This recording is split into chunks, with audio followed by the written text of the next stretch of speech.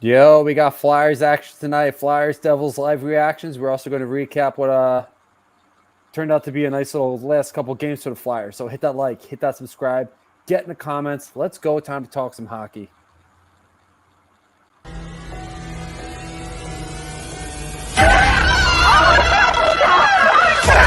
Let's go!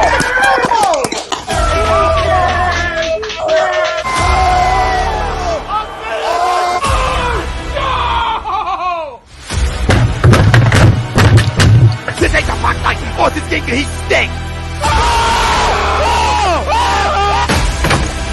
Oh shit! It's gone!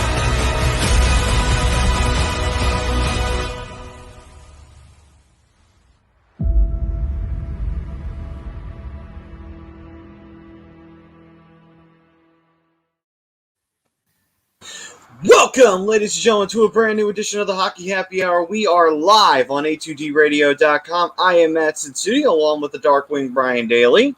What up? And the Broken One, Rob Povia. Shit's fucking vodka, man. Anybody remember Cheech and Chong? No? Oh, okay, that's Oh man, that was yeah, I definitely remember Cheech and Chong. That's not what I was expecting. I'm surprised that the Flyers' recent play is what's behind that message. Go on, hijacking the show. 2 seconds in. All right. Our first ever spit take here on the Hockey Happy Hour. And you know what? It is a spit take worth having because, like you said, first time, long time, the Flyers actually got themselves some wins. Seemed like it was years ago than the last time the Flyers won themselves a hockey game. They managed to get a big win against the Vegas Golden Knights. Then they strung together a couple of wins on a back-to-back on the road by beating the Arizona Coyotes to pretty much give themselves a 2-game win streak going into tonight. They've had a few days off now.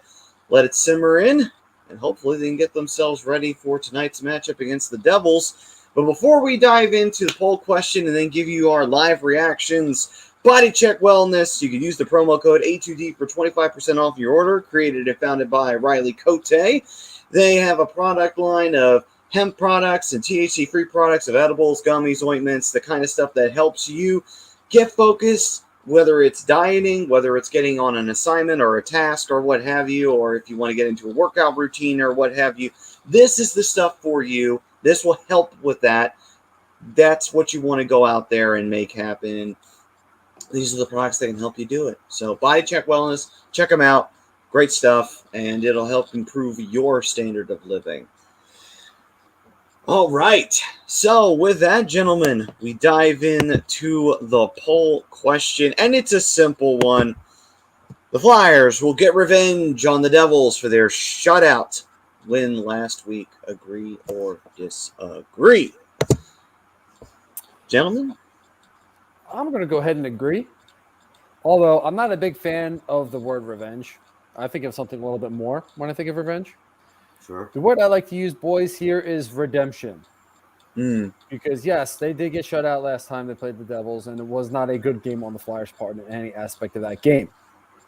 That being said, last couple games, and I've been the cup half full guy, oddly enough, the last couple shows, and within good reason. The Flyers, during that losing streak, there was not very much they did well.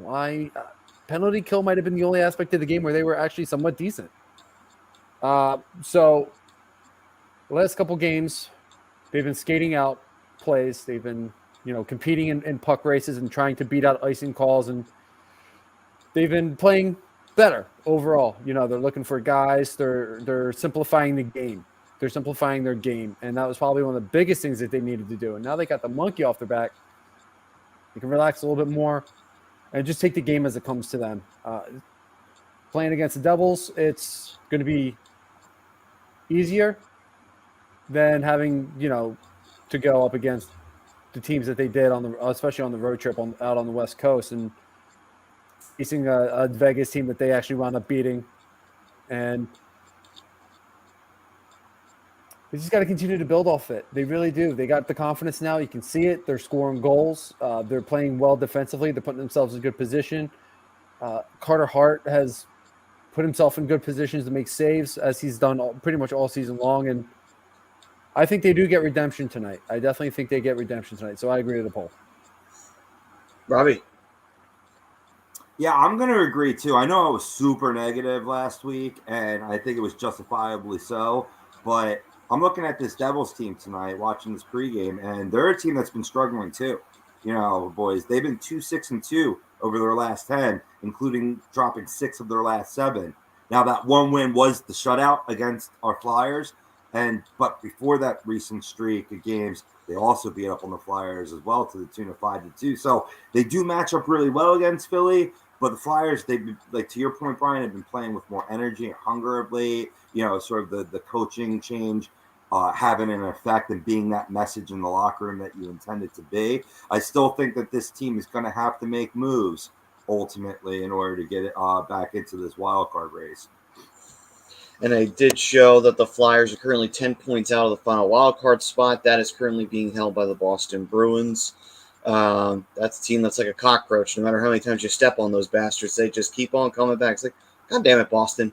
When are you just going to roll over and die like you should? Fuck off. I hate to be disagreeable, Maddie, but I thought it was only 6 points out of the wild card. Am I wrong there?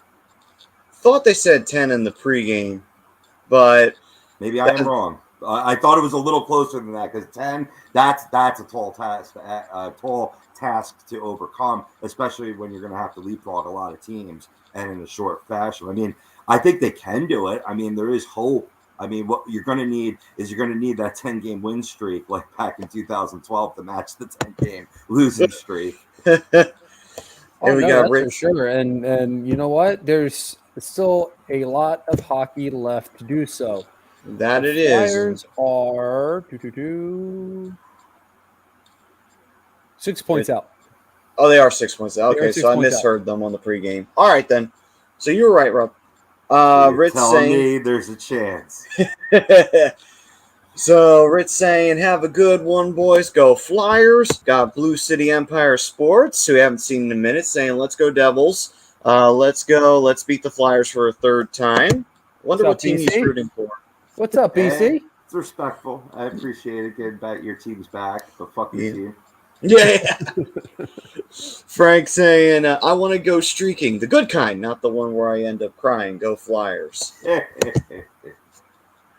Got Dan Chirac. What's up, Dan? Saying, Flyers always had a hard time beating the New Jersey Devils for some reason. Well, that had a lot to do with Marty Brodeur and Scott Niedermayer and a few other players. Brian Daly saying something about Dan. I don't know. Ugly giveaway right in the defensive zone by the Flyers. He's also Blue City Empire saying, us New Jersey Devils fans, we hate the New York Rangers more than we hate the Flyers. That is true. You can even hear it on the you can hear it through the television broadcast. And Brian, you know, because you've been at a Devils game with your brother, you know, you'll hear it randomly where Rangers suck, and you can hear it actually through the broadcast too. Oh yeah. It's crazy. It doesn't matter who the Devils are playing; they're always going to find a way to throw a Rangers suck out there, and you gotta appreciate that. You have to appreciate that. Doesn't matter who you root for unless you're a Rangers fan. Yeah. And then so right now Devils do have control over it in the Flyers zone. Although they did make a miscue though on that play, so maybe the Flyers can get a turnover here. Maybe is the key word. Well, as long as they're not costly mistakes early on, and they have to dig themselves out of a hole, that was a big one there. True. It does say the Devils are 3-6-2 on the road. It's important to highlight too that the 2 times the Devils beat the Flyers, they were in the Prudential Center. So this is the first time they're meeting in the level. That's right. Yeah, I mean the Devils. If you look at this team, you look at the roster they're made up. They were overachieving a little bit earlier, but I do like some of the pieces they brought in. I do like the addition of Jimmy Vesey. I love the addition of Thomas Tatar. I think he's more one of the under the radar better players in the league, especially when it comes to like specific roles. And They don't have a bad roster. I just think they overachieved a little bit. I don't think they're far off from being a playoff team again. I don't think they're far off at all. But, I could agree. You bring in a guy like Dougie Hamilton. That's saying something that they're about ready to take that next step. And I like the way Mackenzie Blackwood's been playing. They've been playing well, pretty much up front on him. And Mackenzie Blackwood's stolen a few games for this team. Yeah, he has. He apparently has a good record against the Flyers, so hopefully the Flyers can. Oh, damn it, shot it wide. Hopefully the Flyers can put a blemish on that record. I know he's got 2 OTLs against the Flyers, but maybe we can give him a regulation L just for the shits and giggles, right? Am I able to? Yeah, I mean, I like character guys on this team too. Ty Smith, defenseman, plays strong, plays responsible, doesn't make a lot of mental errors. Miles Wood's a very underrated forward for this Devils team, and you're finally getting the production that you drafted Jack Hughes for. Oh, absolutely. He's finally healthy again. I believe it was a shoulder injury. He's finally back to 100%. He's playing really, really well right now. Flyers had a great opportunity there. I believe I didn't see who it was, but I think he missed the net. But if they can create chances like that and keep up on the forecheck that they have been, and playing with some energy, I don't see why they can't beat this Devils team tonight. I don't see why they can't extend the win streak to 3. True. And Kevin Ricci saying, how am I able to watch on ESPN if I'm located in Philly and it's blacked out? Well, local blackouts unfortunately stop you from being able to watch it on the ESPN Plus app. But if you are in the Philly area, it's on NBC SN. So you can check it out on NBC Sports Philadelphia, and that would be where you would be able to find it. Dan saying, all-time series, 130, 99, 15, and 8 against the New Jersey Devils. That's what gets me. Yeah, the Flyers do have a winning record, ironically enough. But the thing is, though, is that a lot of that all-time series is contributed to the Devils' early years when they were a really bad team. Back in the 80s when they were wearing the green and red. They were not a good team at that time. Absolutely. Oh, that was a good opportunity there. Shame we couldn't get the puck. Who was that, Cam? Yep. Yeah, it might have been. A lot of the DFSers were hot on Cam Atkinson tonight. Let's see if he can make them right, make them look good. Let's go, Cam. Let's go! Yeah. Blue City Empire Sports saying Jack Hughes, he's back. He better be back. He's making a lot of money. You're paying him a lot of money. He better be back. Yeah, he got his big boy contract. And then got Ant chiming in saying, what's up, guys? Does TK finally score tonight? I hope so. I'll see it. Got to hit the net to score. Yeah, that's true. Trying to be too fine, trying to hit those corners. If the shots on net, they're going to go in. He started off this season as his play's been better, though. So I'm going to say yes, TK breaks the schneid tonight. Let's go. Tom chiming in. Let's go, my boys. What's up, Tom? Tommy. A lot of guys having issues watching this game tonight. If you don't sure. Say, how can you watch this game if you don't have center ice? I'm dumbfounded right now. Well, it depends. If you're in the area of Philadelphia, you can use NBCSN. If not, ESPN Plus will be carrying it. Right, exactly. Which is how ESPN I watch Plus. Or let's say you just don't have the access to the channel, download the NBCSN Philadelphia Philadelphia app, and you can stream it on there. I've actually been doing that when I've been on the road. Yeah, a couple different ways it's 2021 now, fellas, and there's all kinds of ways to watch hockey games. So there are. If you don't have center ice, it's not the end of the world anymore. No, true. Technically, if you don't have ESPN Plus, it's not the end of the world either. ESPN Plus will probably be your best bet there, CMZ. Yeah, and welcome. I don't recognize you, so welcome to the show. Ted Turner needs to bring back the Outdoor Life Network and play hockey all the time. Every time, every day. Let's go. I'm all about bringing back OLN. Yeah, which then became Versus, I think, literally 2 years later. The Anaheim Ducks won a cup while it was still Versus, so, bring it back. That was true. They had a neat scoreboard because they had the logos on pucks, like 3D pucks, and the pucks would flip if your team scored. That was actually kind of neat, that scoreboard. That was kind of neat. That was pretty cool. Tommy agrees to the poll. Maybe they can get out. I think they could. Like I said at the beginning of the show when I answered the poll question myself, they're playing with a little bit more energy. There's a little bit more jump in their step, and it just seems like a different team. I mean, I think the Devils have a little more jump early on here. I think scoring chances have been about the same, but they're definitely playing a little bit of a different game. I think they're playing a different game. I think they're playing a better game overall. Yeah. I think they've really simplified it, and that's something Mike Yeo preached early on. That's what he was going to do, trying to simplify the game and get them doing the little things again that in the long run are going to do a lot of good for this team. Yeah, and the Flyers did get a good turnover there. Unfortunately, Mackenzie Blackwood made a save with the glove there, but it's all right though. Keep working hard. Maybe you get some more turnovers, get even better opportunities going down the line. Absolutely. Damien, what's up? What's up, Damien? What's up, brother from down under? I see Don. Yeah, Don's here, and he's saying, "Hey guys, that's one good thing about not living in the USA. I can watch any game." Yeah, there you go. Benefits of living in Australia. I mean, there's not the only one, my friend. Not the only one.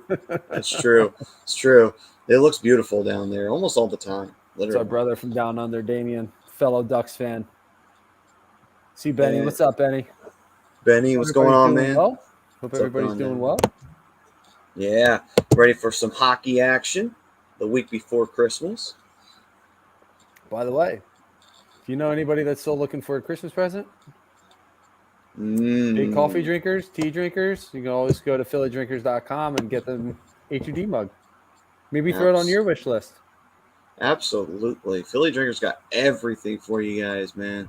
They've got things from T-shirts. They got those mugs. They got it all over there, man. So keep this in mind. For everybody in Minshew Mania. Yeah. You got Minshew Mania shirts. Let's go. Great quality stuff over there, Philly Drinkers. So check them out. Yep. So if you know that Philadelphia sports fan in your life, you need to get them something. Check out that link. Or throw it on your wish list. Yep. That's the link right there. Yep. And Blue City Empire Sports saying favorite Philadelphia Flyers memory. Does BC, you want ours?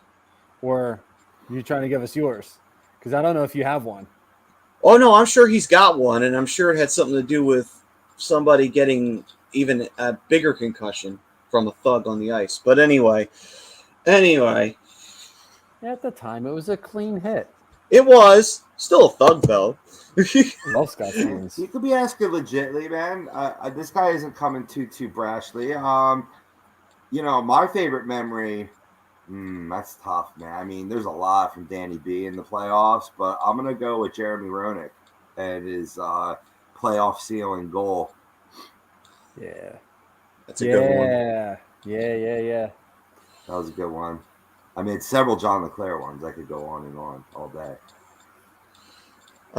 Favorite Flyers memory. Oh boy. Okay. I'm gonna. My heart. Yeah. I'm gonna say Bush making that save on. I forget who he made the save on to beat the Rangers, eliminate them, and go to the 2010 Stanley Cup playoffs. Nothing like a playoff game shootout. And then, of course, the magic happened after that. Man, you're supposed to pop your cherry on our show, Don. Come on, man.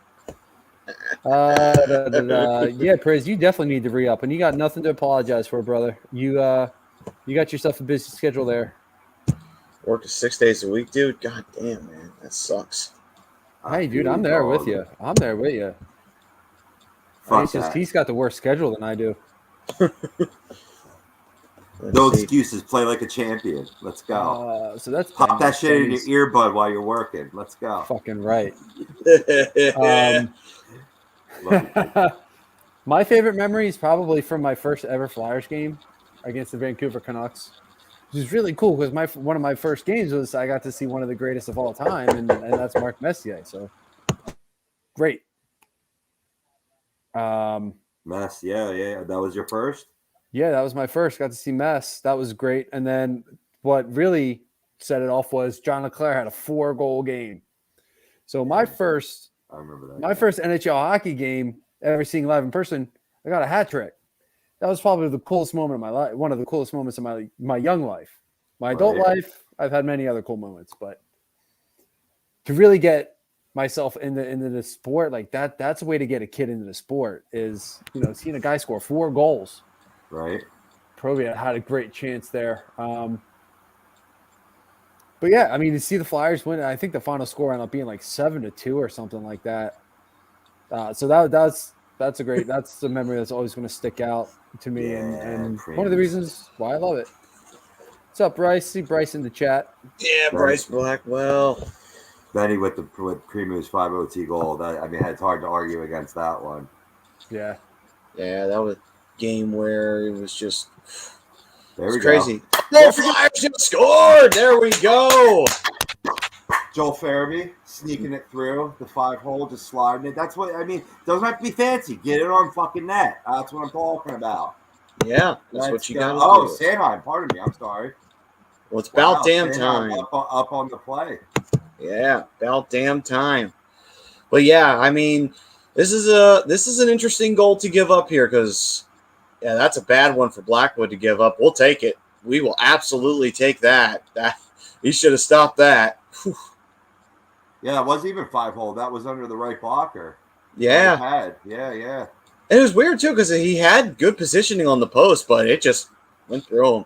He was deep. Sometimes you think you have it and you don't. True. What's up, Ev? Let's see Evan in the chat there. You check Evan out on Flight Zone every Monday night at 9:30. We had a pretty good show there last night. Yeah. Apparently good enough to get Don on there. Yeah, a little sour. It's all right. Don's having a fling. We'll let him have his fling. Whatever. We'll stay here and whatever, Don. Hold the fort down. And Benny's saying they're over there talking about trading Carter Hart. That's what they're doing over there. That's why Don wants to get in on that because he's trying to make that trade for Detroit to get Carter Hart. He's trying to will that into existence. That's the what best it is. Player this season for the Flyers. Yeah, get rid of him. He's no good. Yeah, no, it's just Evan. It's just my man, Evan. That's all. I respect it. I respect opinions, yo. Of course, bust some balls. That's what we do here in the fam. That was that's how you know we're fam. You know you can. There's plenty of ammunition against me, boys. So lock and load. Absolutely. And I'm a ginger, so you got plenty of jokes automatically. So I work with a ginger, so it's fun because I always tell him all the time. I'm like, man, you really don't have a soul, do you? He looks at me dead in my face. He says it straight face too. He's like, no.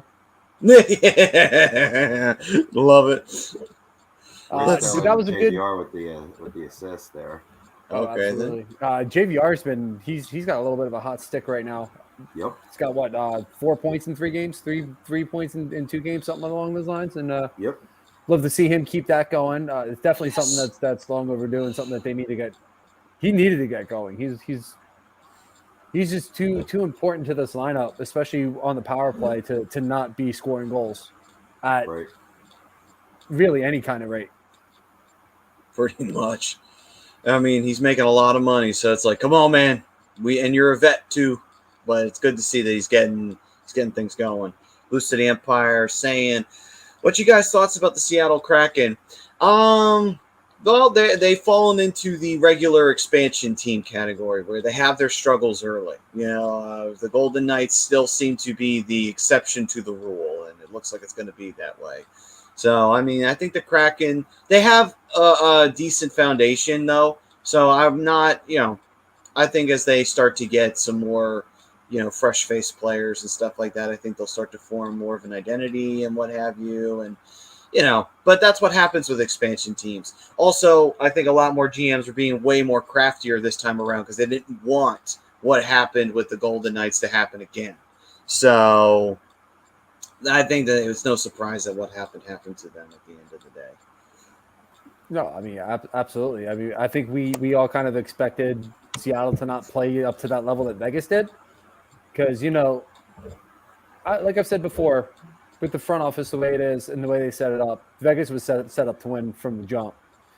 Kraken, I think, went a completely different direction, which I don't necessarily blame them for, because Seattle's going to sell tickets.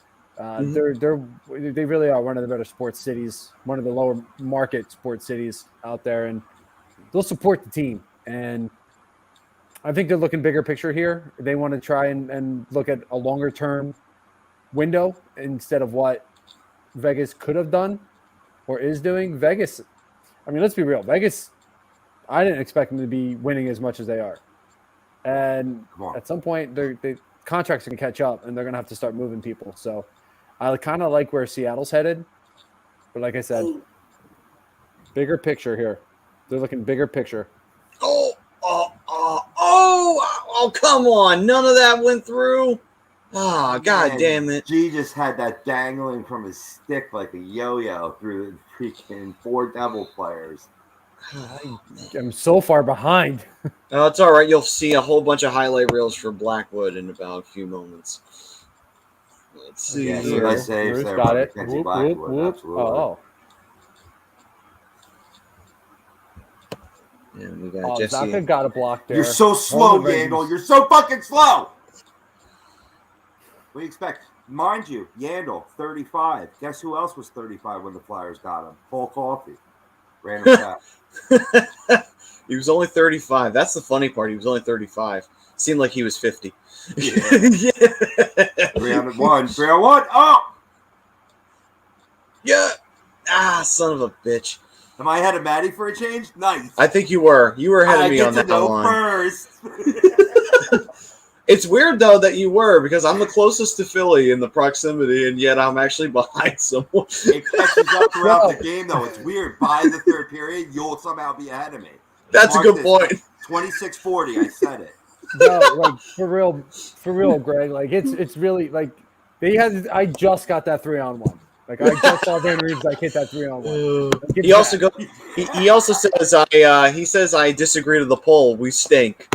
Thanks, Greg. We really enjoy your negativity here on the show. Yeah, but he's always rocking the Flyers garb all the time on Sunday on Agree to Disagree all the time. I meant to compliment him on that or whatever. I mean, especially during bird season, you think he'd be repping the Kelly green there or whatever green you guys all have. I don't fucking know. Yeah. Mania, baby. Yeah. I see him repping the Minshew Mania shirt too. Nah, he's rocking the orange and black with the CCM hat. That's good style, Greg. That's good style. Jesse saying, I think Vegas played it smarter. Seems like good teams never rebuild. They just retool. True. What's up, Jesse? Yeah. What's up, Jesse? Yeah, I mean, that's very true. When you have an experienced GM who actually has an idea of what he's doing, like George McAfee in Vegas, he's going to absolutely just, know who to let go and who to bring in. And they've been drafting well. I don't know what Nolan Patrick's doing. Probably nothing, to be completely honest with you. Probably hurting somewhere. But, I mean, other than that, like they're going out and they make moves at the deadline too that really helped this team. So, hiring George McAfee to be the GM was one of the best things this owner's ever done, and that's a big reason why Vegas is still a competitive team and why they're still sitting in a playoff spot, even though it's not first place.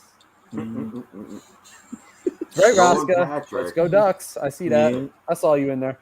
And then Anthony's saying, hey, guys. What's up, Anthony? What's up, Ant? Currently, Nolan Patrick has only played 4 games this year. He just recently came back to the lineup, and he potted with that one early goal that we saw, and we were like, fuck, did we give up on him too soon? Nope.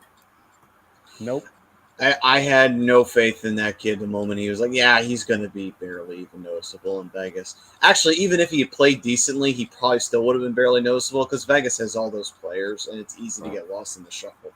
And normally I wouldn't pick on him so much. I mean, going through like any sort of head injury in any sport is huge. And when you can come back, that should be applauded. But I'm busting his balls because of that shitty attitude that got him sent out of Philly.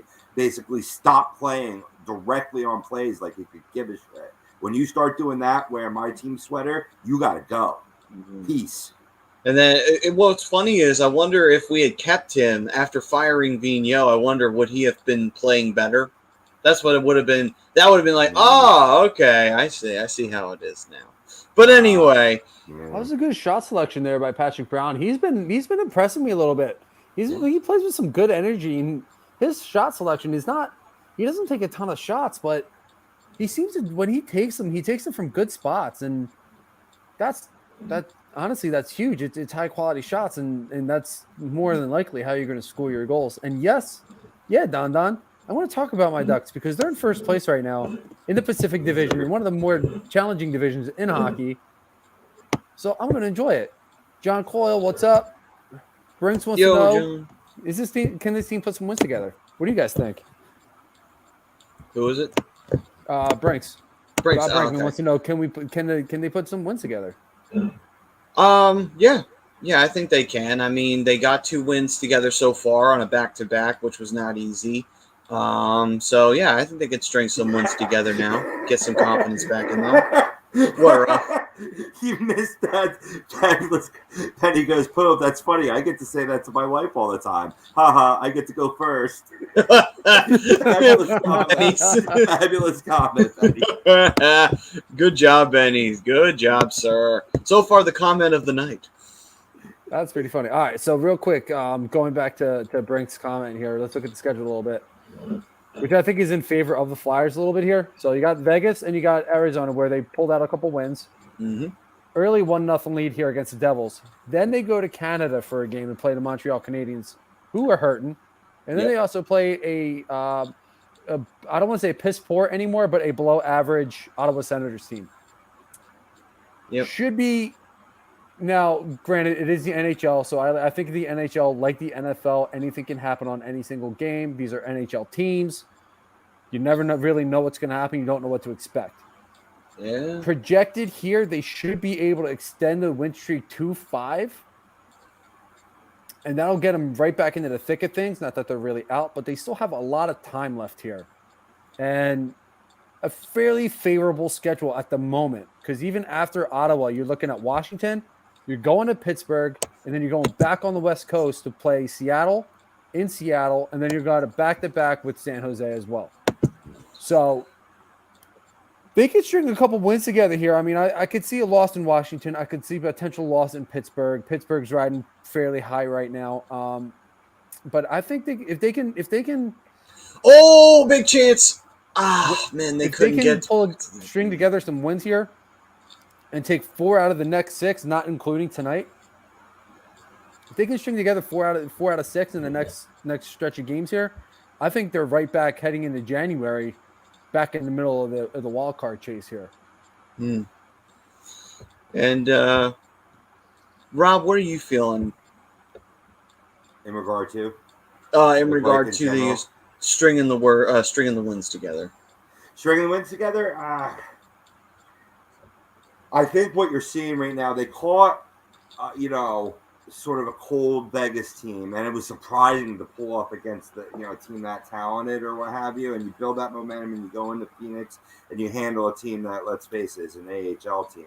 I'm not getting too excited, Brinks. I'm kind of more on your side with this one or whatnot. I'm still not a believer. I want to see it against this level of competition. So likelihood, I mean, you got to keep up. Like, hockey's such a funny game, though, man. And we've talked about how there is talent on this team. We had high hopes going into the season, and not much has changed. Hayes is back in the lineup. It would be nice to have Ellis back one day. That would help on the defensive side.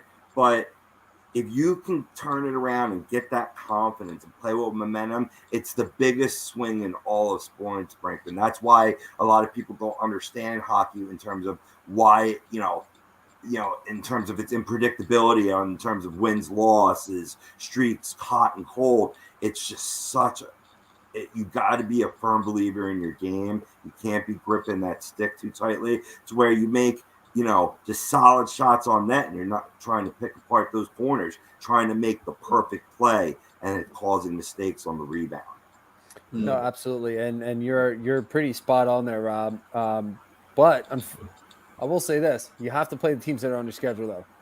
Whether they're hot or cold, doesn't matter. I mean, beating a team like Vegas, whether they're hot or cold, that's a huge confidence boost right there. Sure. Especially the way that they did.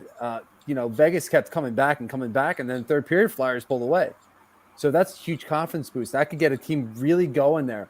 And again, great Vegas team. We know this. Huge confidence boost, though. Huge confidence boost. They took it into Arizona. And now they're playing with a little. You can see it in their game. They're playing a little more of a confident game now. They're, like I was saying earlier in the show, they're beating out pucks, or they're beating out guys to pucks. They're playing a little bit more grittier in the corners. I saw Yandel as he is, absolutely. He's playing a little bit grittier in the corners. I saw him throw a guy into the corner earlier and start digging for the puck. I haven't seen him dig that ferociously in a while. So this team's got a little bit of life in him right now, and you got to ride it. The game is going to be full of highs and lows, like you were saying. It's a game of highs and lows. You just got to. Sometimes there's things to overcome. Sometimes you just go with it. But simplifying your game and playing confident is going to be key to the success of this team. Luckily, the Flyers did have that good start. Luckily they didn't start out on that losing streak. And because they had that good start, not going to say that they completely cushioned their blow because they didn't. But still, you have that really good start. You have some wins and you got some points stocked up. When you go on a really bad losing streak, you can recover from that a little bit better than if you're starting out the season with that 11-game losing streak or getting only like one win. It would be even worse. So unfortunately, it's Flyers the last few years have been known to going on these massive losing streaks. Yep.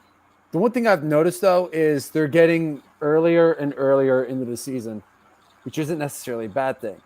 Now, the only issue that I have with this team losing 10 in a row is you're in a very tough division. You're in probably the toughest division in all of the NHL. Mm-hmm. You have pretty much every team in the Metro Division running for the playoffs. So now you're playing a team in the Metro. Got to beat them. Yeah. You got to start climbing your way back into this. Rangers are a tough team. They got one of the best coaches now in Gerard Gallant, and they're playing like one of the top teams in the NHL. Washington has not lost a step. No. Pittsburgh is starting to find their form again. Crosby's starting to find his form. He's starting to get healthy. He's putting points up. He's being his creative offensive self.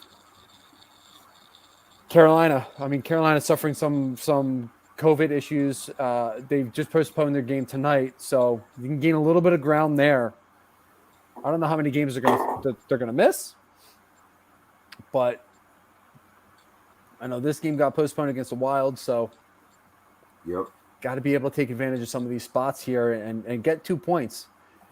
Yeah. I don't necessarily want to see them lose in overtime, but if you can at least get a point out of every single game in the next stretch until into January, that puts them back in good position to get really back into the playoff race. Absolutely. Thanks, Priz. Appreciate it, brother. Chris, what's going on?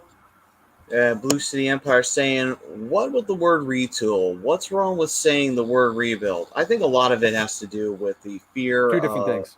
Yeah, there's a couple different things. There are two versions of it. Retooling basically means that you don't have to break the whole thing down and then start from scratch. Rebuild is, that's pretty much where you're selling pieces off, and they call that hand pass. You know what team put a negative stigma on the word rebuild? The Miami, or at the time, Florida Marlins. People get scared that shit's going to happen, where everybody must go. That type of mentality. And, I listened to what you had to say last week, Brian. You made good points that there's a lot of you can't ignore the future with some of these forwards that are moving their way up. I mean, unfortunately, Forrester's development's going to get shanghaied a little bit, him being out due to injury, but he's still on the horizon as well as a number of other players. Mm-hmm. Yeah, and you got Elliot, Destroyer. I like to call him Elliot Destroyer. Elliot the Destroyer. He's another one. He's been playing. I think it's Desnoyers, I believe. But then we know a lot of things. A lot of guys like I was saying last week. You don't know what you have until they get up to this level. You know what I mean? So I understand. You look at guys like Konechny. Konechny's not living up to anything. He's not living up to being a first round pick. Let's be real. I get the fear. I get the frustration. I get it all. I really do. Being a Ducks fan, the last few years has been rough. So I get it. But again, there are diamonds in the rough down there. I can promise you that. I mean, look at Wade Allison early on. Fortunately, he's a little injured, but you never know. Wade Allison's a dog. You don't know what you'll have until they get up here. Mm-hmm. Yeah, well, he's good. He's been playing well for the Phantoms since his comeback from injury. And real quick on this game here, right now the Flyers are up 10-5 in shots on goal, but in terms of shot attempts, 17-7 in favor of the Flyers. Absolutely. We do have a little bit of breaking news here. Turnover, and no, nothing happened. Okay, Brian, go ahead. So this just in, Steph Curry is officially set the record for 3-pointers. Oh, He Wow. passes Ray Allen and made his 2,974th 3 in his career. but guess what? It wasn't against our Sixers. Haha. No, it wasn't, because you got Thibault. You want to talk about a beast there, Priz? Don't get it wrong. Oettinger is going to be he's a monster in that. But ain't nobody playing D like number 22, Matisse Thibault. Let's go. Jesse goes on to say, Blue City, when I say rebuild, I mean sucking and getting picks to build a team. Retool is winning all the time with roster changes. Yeah, I like this new defenseman. He's fiery, man. Oh yeah, Connaughton. Yeah, man, that was nice. Connaughton's a good. No shit. I didn't realize how much older he was. Yeah, he skates pretty well. He plays a physical game. He does have a bit of a shot, so he can have some value on the power play, which could help. Nice. You can get Yandel off the power play finally. But yeah, what you're seeing with Nathan Bastian there, what you saw there was a little bit of more his game. He plays a more physical game, but he can be valuable. There we go. Nice. 2-0. I believe that was Atkinson who slam dunked that home. It's all right. For the DFS I'm community. 5 minutes away. I'm still 5 minutes away. Don't worry. That goal of the season for Cam. This is good. This set is him right on the side there, slam dunk. And beforehand, they caused a turnover to get this opportunity too, and they're doing that Great a lot. pass. The Devils, Hey, kudos to Cam though. I mean, Blackwood got there. He got to the post and he had to elevate that in order to put it. It just elevated it right above the skate blade to put it in. Cam action lights. That's right. Yeah, you need to, he's another one that needs to get going again, but Yeah. I think he's been playing really well for the most part. He has been. His scoring chances have been increasing exponentially over the past 2 to 3 games. I like the patience there by Cam Atkinson too. So he didn't just slam it home. He sat there, he waited a second, let McKenzie get into place, and then put the puck in. So you got to love the patience there. Sometimes patience is a little too much, but I think right there, that's No, instead of trying to slam it right away, that's what you're seeing with a lot of the poor finish on this team, where they try to hit it right away and then they scooch the puck wide or up over the crossbar in terms of a little more distance to the net, trying to be too fine, right? Take it, read, and react. Sometimes that's the best play. And that's exactly what he did there. He pretty much let Cam or he let McKenzie make the play. Skate over, get himself into position. He's like, all right, I know where I got to go. So we've got a big turnover there and a great save made there by Mackenzie Blackwood on Lawton. But still, though, they do recover the puck, though. The Devils couldn't get it out. Shut it down. We are on a 4-on-4, and I missed what the penalty was, the offsetters, for... Probably roughing. I think it was for roughing with the Connaughton that we were talking about previously. I think it was. Big getting pretty rough. I liked it. Gotcha. That was Superman right there. Call, though. Yeah, man, Superman Scotty. Let's go. Oh yeah, that's what I heard. Elliot going to Canada for the World Juniors. Yeah. So that'll be a good platform for him to really show off some of his skill there. Yeah, yes, sir. Yes, sir. Absolutely. Jim in FLA, what's going on? And Eileen was saying, "Good evening, gentlemen. Hope you're all doing well." She also said, "If you could keep my family in your prayers. We're dealing with some heavy shit." Well, we absolutely will, Eileen. With you on that. Definitely condolences out to you. Hopefully everything turns out in positive. So positive vibes coming your way. Yes. Like you were saying, Jim and Flaw saying it is now projected it will take 102 points to make the playoffs in the East. Going to be a few good teams pretty upset, yeah? Yes, sir. I mean, it's not getting any easier, and this is what happens when you spread out the talent in a league. when you had back in the era of the no salary cap, teams that could, overpay, they used to always be in the playoffs. And also the league was smaller. You expand the league and you make the salary cap and you spread the talent out more and have good parity in the league in terms of talent. This is what happens. It makes it harder for your team to consistently make the playoffs, which means you have to step up and make sure that you're drafting well, make sure that you're getting the right players to fit your team system, getting the coach to make it all fit together. This provides a brand new set of challenges where you can't just wing it and see what happens. You really got to think long and hard about organizational structure on the team in order for you to be successful in a sustained environment, basically. So we're at 2-0 here at the end of the first period. Overall, I thought it was a very good period by the Flyers.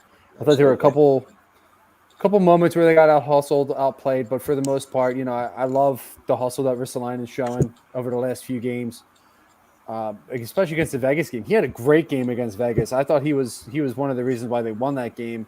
He was hitting, he was passing. Risto is by far, to me, so far, has been one of, if not the best defender for the Flyers all season long. I think he's definitely been one of the more consistent guys. But I thought it was a very good first period. Lots of scoring chances, lots of opportunities. Really taking the puck to the Devils and spending a lot of time in their zone.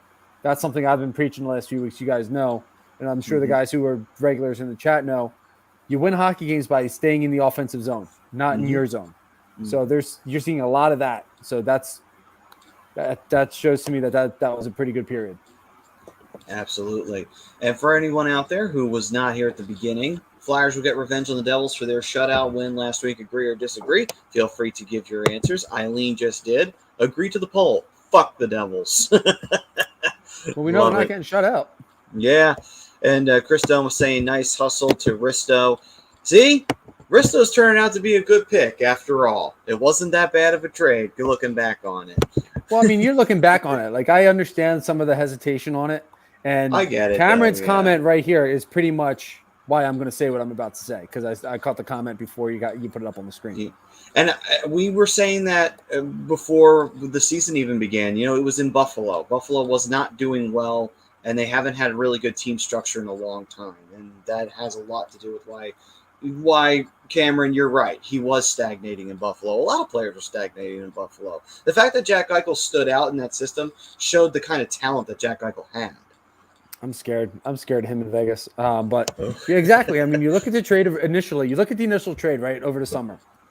You look at the trade. It's Flyers get Rasmus Ristolainen.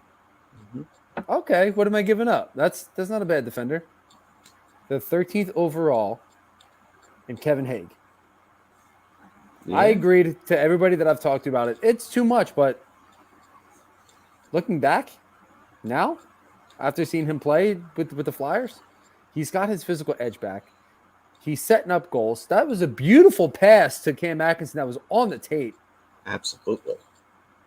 Like I said, he's got that physical edge back. He's doing smart things with the puck. He's running guys over. He's pinning guys in the dirty areas.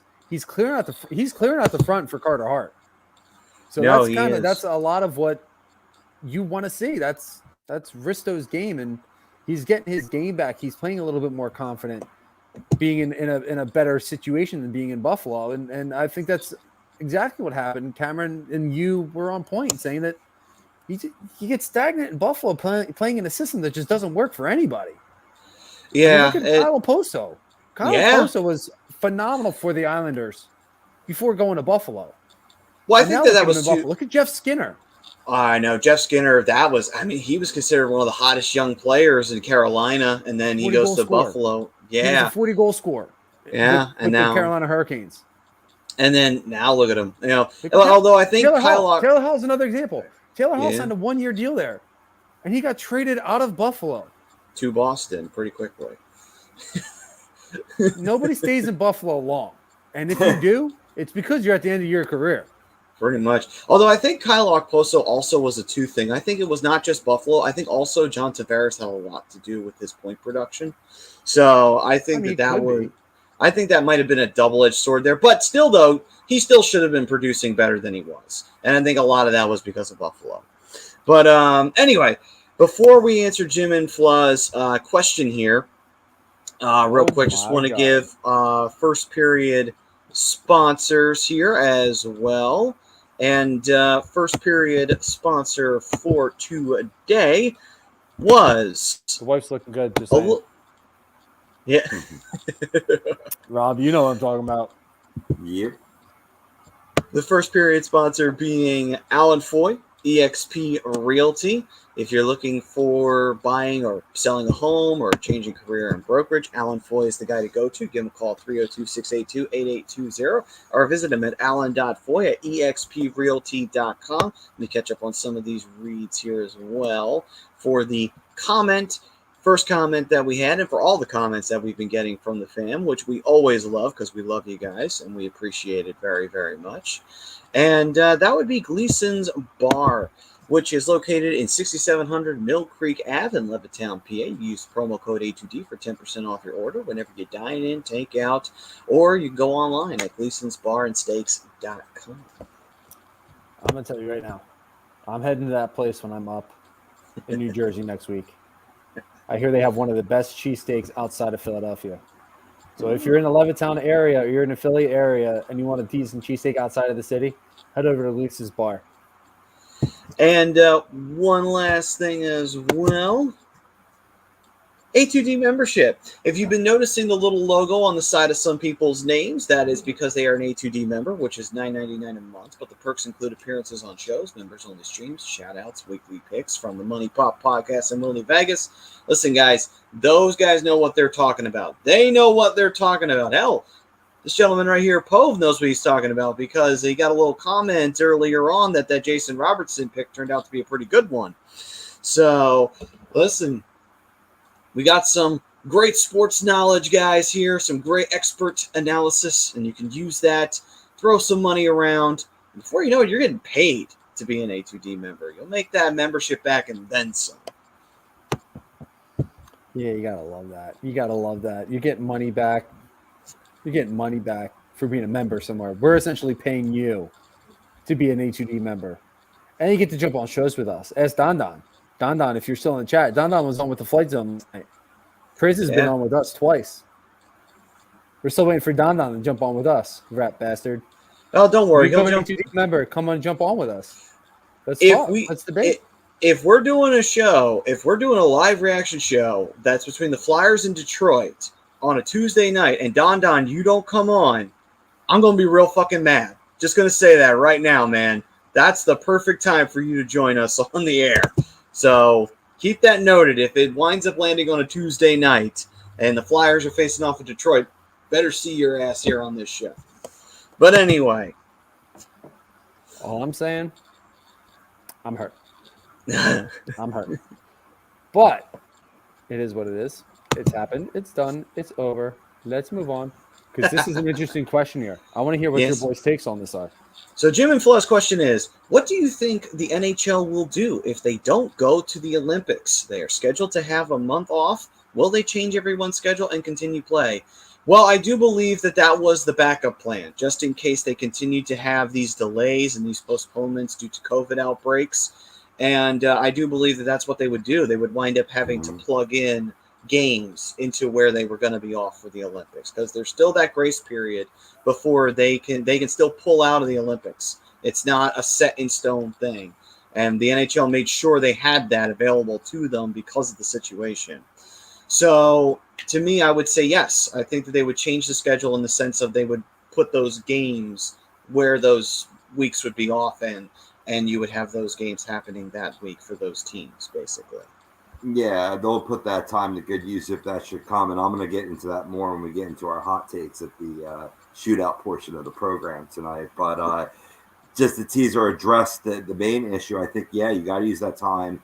You know, we're seeing games being potentially or postponed on a nightly basis, you know, not only not only in the NHL, but in the NBA as well, as you're seeing rises in all three major sports that are going on right now. So I think it would be a prudent move for sure.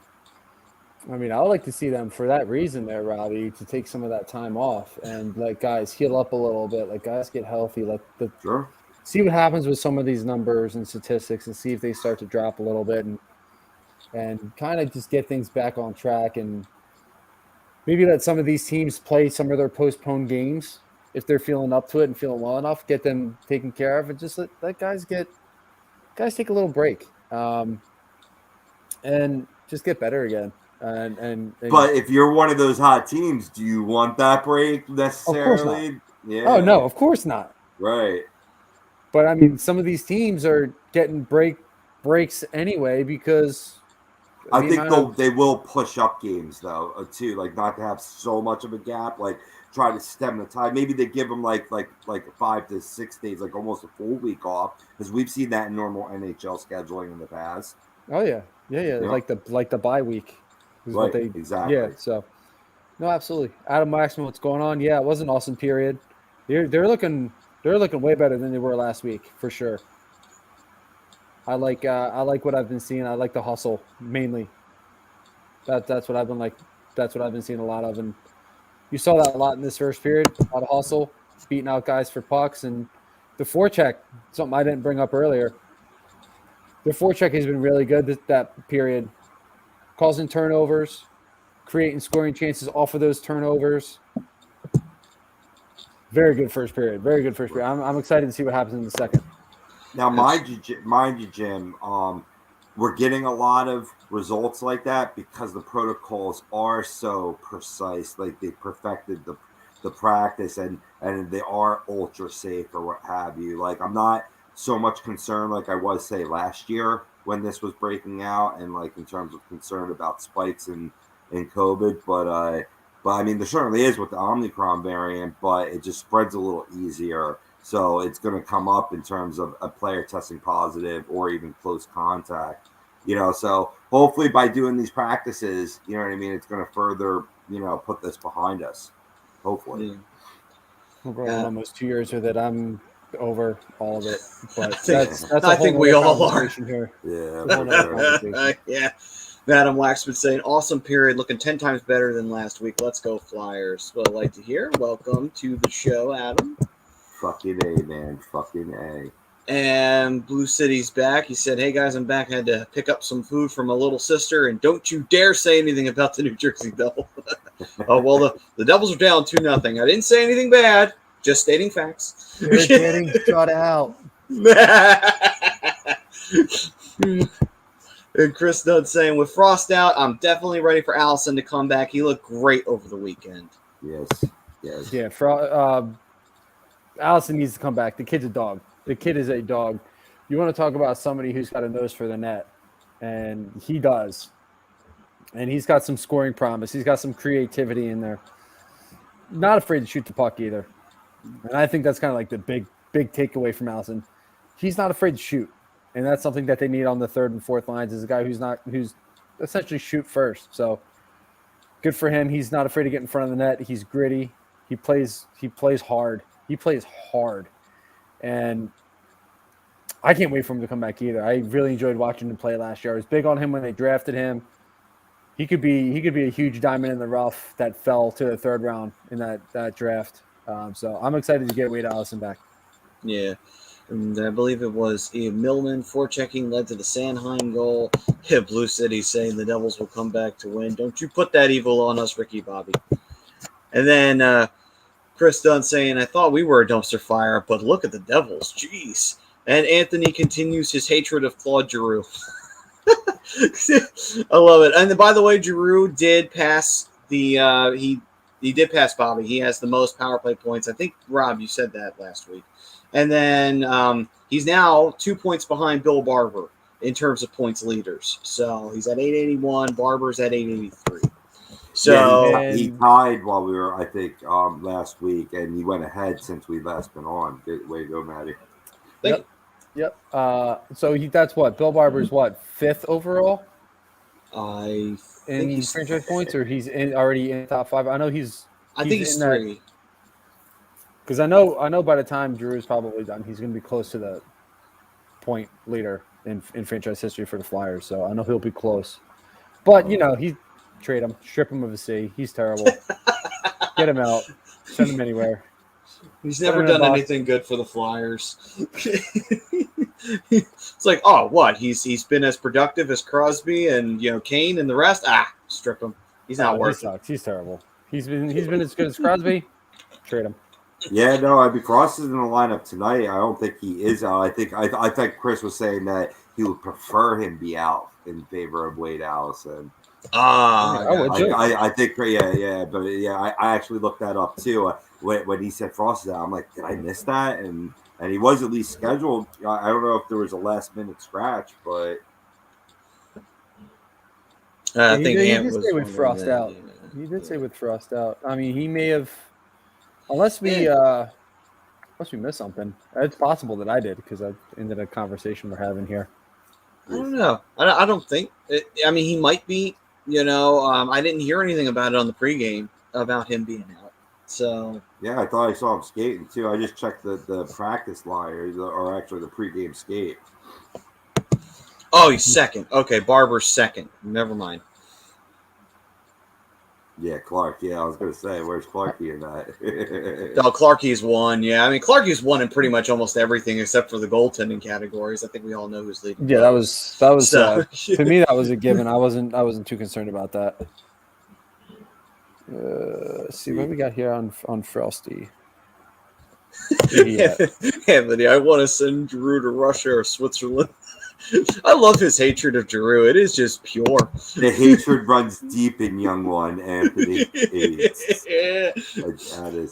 He may have gotten hurt. He was only on the ice for about 2 minutes and 12 seconds, so I think he's out. I don't know how serious his injury is. He must have gotten banged up somewhere along the way. Everybody else is averaging about 4 to 5 minutes. He's at 2. Gotcha. Oh, he caught one in this. I didn't see that. Oh, I apologize. That's my bad, folks.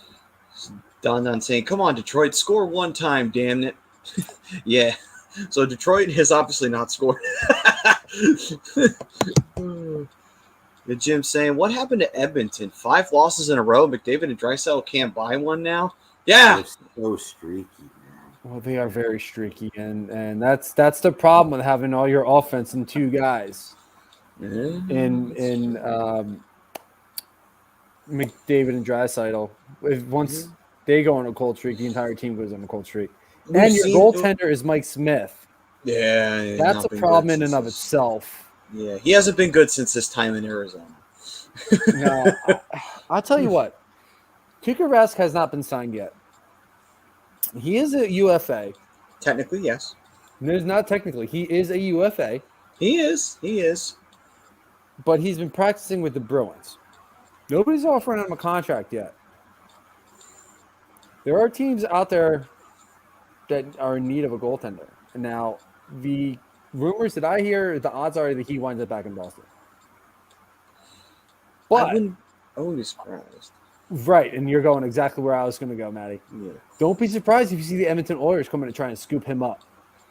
If he signs with another team, I'm not going to lie, I'd actually kind of laugh. Because watch him have like an amazing playoff and just to piss Boston fans off. I would cry laughing if that happened, to be completely honest with you. Then all the Boston fans who blamed him for everything on the face of the planet will be complaining of, oh my God, I can't believe he left us behind. I'm like, yeah, no shit he left you behind. Why would he stick around for a team that didn't appreciate him? I mean, it wouldn't surprise me if he left. I mean, if you look at Boston's still playing really well with Swayman as a primary goaltender. And then you have Linus Ullmark.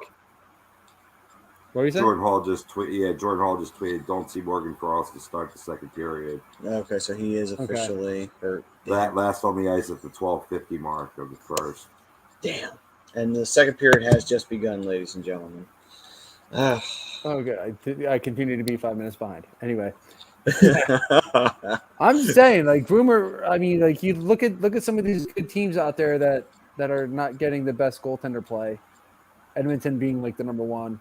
Boston's getting good goaltending play out of Linus Ullmark and Swayman. So it wouldn't surprise me if another team swoops in and grabs Tuukka Rask. He's still available. If that happens, boy, that'll be that will set the hockey world on fire. I'll tell you right now. I could only imagine what we'll be talking about on that particular episode. I couldn't imagine what we would be. It still boggles my mind a little bit that he's still a UFA, that nobody's coming to get him. Oh, shit. There's going to be a penalty on the Flyers, and it's going to be a hook. Oh, no, it's going to be a trip, actually. Student was it student who got tripped? Someone got tripped on the Devils. He was coming in on Hart. No, Zaka. Zaka was coming in on Hart, and then Atkinson tripped him. I was playing my beer cart last night. I had to fight Pavel Zaka. Whooped his ass. Nice. Whooped his ass. He hit me. He hit me with a dirty hit. He went knee to knee on me. I wasn't gonna sit there and take that. And let's see here. We got Brad Ryer saying, "Hey guys, Flyers need to put a streak together." Damn right, Brad. Damn right. Much like your blue shirts, 8-2 in the last 10. Something like that would be nice. Yeah, I mean, the Rangers are just playing phenomenal hockey. Yeah. And they don't even have Shesterkin in. Shit. Oh, big save there from Hart. That was a good chance for the Devils. And we were talking earlier about like retool versus rebuild. The Rangers are an example where I would say they did a full rebuild. And they turned around in 4 or 5 seasons. It can be done. I think you're right, and the reason why is I think they recognize too that oh shit, we're not as competitive as we used to be. I think they recognized it because they had made the playoffs the year before, but they got beat in the semis, and then after that, the year later they kind of just did not like the way that their season was going, and they said, you know what, fuck it, we're gonna trade things off, and we're gonna start fresh, and I got to give them credit. It's a very ballsy thing to do midway through the season to say, fuck it, we're going to rebuild. And I think they knew, and they did it. I think they traded off the smart pieces here. And, you went out and you got Mika Zibanejad while he was still young. Mm-hmm. You move on from Derek Stepan. You let go of Tony DeAngelo.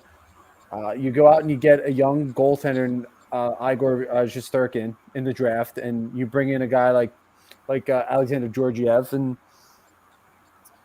you put pieces around. You hold on to key pieces, guys like Chris Kreider.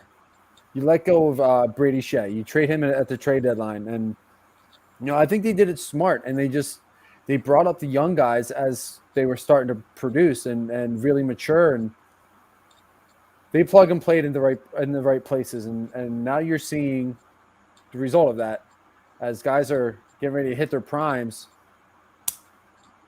Now they're gung-ho. Now they're one of the top teams in the league. And having a very good coach in place like Gerard Gallant, I think they brought him in at the perfect time. And I think him being released from Vegas was fate for them. And honestly, I could see the Rangers making a deep run for the playoffs. Yeah, it wouldn't surprise me, unfortunately. I mean, I'm sure Brad will definitely be happy with that.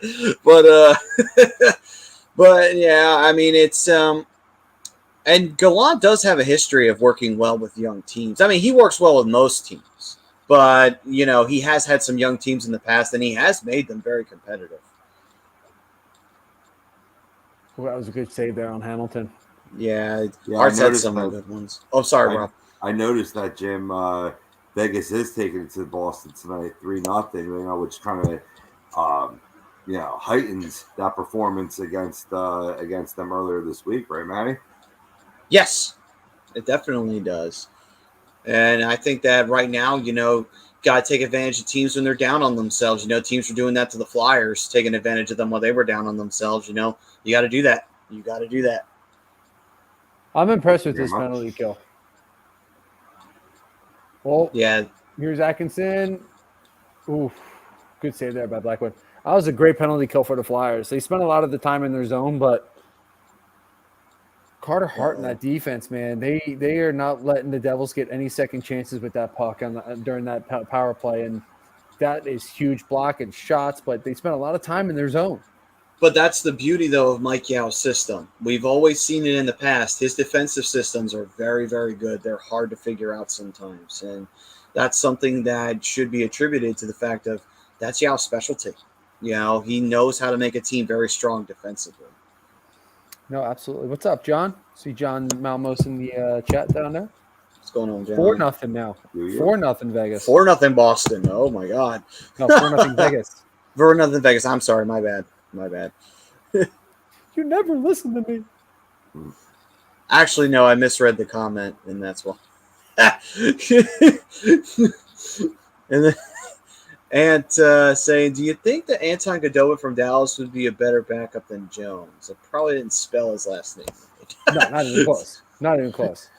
I'll be honest with you. No, I'd rather have Martin Jones right now. I mean, with the way this Flyers defense has been playing, it's not really going to matter because they're actually playing really well out in front. And I do like Anton Khudobin. He does have a habit of helping teams win. But I mean, right now, you bring in Martin Jones, you're probably paying him less than what you would have to pay Khudobin. And what do you do with Martin Jones? Send him down? Probably won't happen. He's on a one-way contract. I don't know if there was really a market for him to begin with in free agency. So who's gonna take it on? So that's the only thing is, yeah, you bring in Khudobin. What do you do with Martin Jones? I don't think it's necessary. I don't think it's necessary because I think Khudobin would pretty much do what Jones is doing. You know, Jones has been playing fine for the Flyers. I really haven't had any issues with him as a backup. You know, I mean, yeah, he had a couple of bad games, but the Flyers were playing bad at the time. So I wouldn't necessarily say that's his fault. Ultimately, I think Jones has just been pretty solid for the Flyers as a backup. So, yeah, it'd be pointless, too, because you trade a backup for a backup. You know, Khudobin would be the backup, and, you know, it's like, okay, but he'd be doing the same thing that Jones is doing, so it'd be like, what's the point? You know, it's like, it just doesn't, it wouldn't make sense to me. Yeah, it's like, there's no reason to, you know? Hey, Jones is a little bit younger. That's a big thing. Robbie, what are you thinking? True.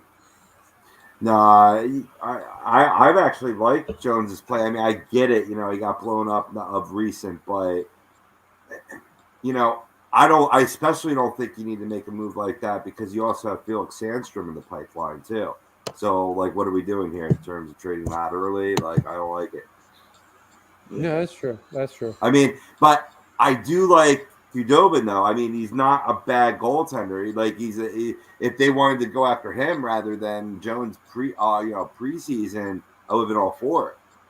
But you sort of made your decision already, you know. Mm-hmm. Yeah, I mean, and honestly, like we've been saying, you know, Jones has been fine. You know, it's like there's no real reason to worry about backup wise. You know, like again, like you were saying, Rob, when he got blown up, I believe it was because the team was just playing poorly. Honestly, you know, I don't really Yeah. It was the same thing with Hart last year. You know, yeah, Hart wasn't perfect, but the whole team was shit. So it's like you can't put it all on Hart, you know? Sure. And the Flyers just scored again. That's what I'm talking about. Love it. Good job. I didn't give it away. I did a good job. I gotta ask, and where are you getting some of your information from? Chicago is looking to trade Kane, Fleury, and Taves. You can't believe everything you read. Not when they're playing well, and they're going to probably wind up making a playoff push. Because they've been playing very, very, very, very, very well since trading off their head coach. Little knuckler from Brawny. Yeah, there we go. So Justin Braun getting himself – that's not his first goal this year, right? No. I think it's his third or fourth. That's right. Yeah, you're right. Okay. Yeah. Also, I wouldn't trade Tuukka Rask. If you're signing Tuukka Rask, you're signing him to be a starter. He's not a backup. Yeah, he wouldn't be a backup for Hart. Let's see. Dan's saying, what up, guys? Seems like Allison's getting his life together in the AHL right now. When/does he come up? Right now.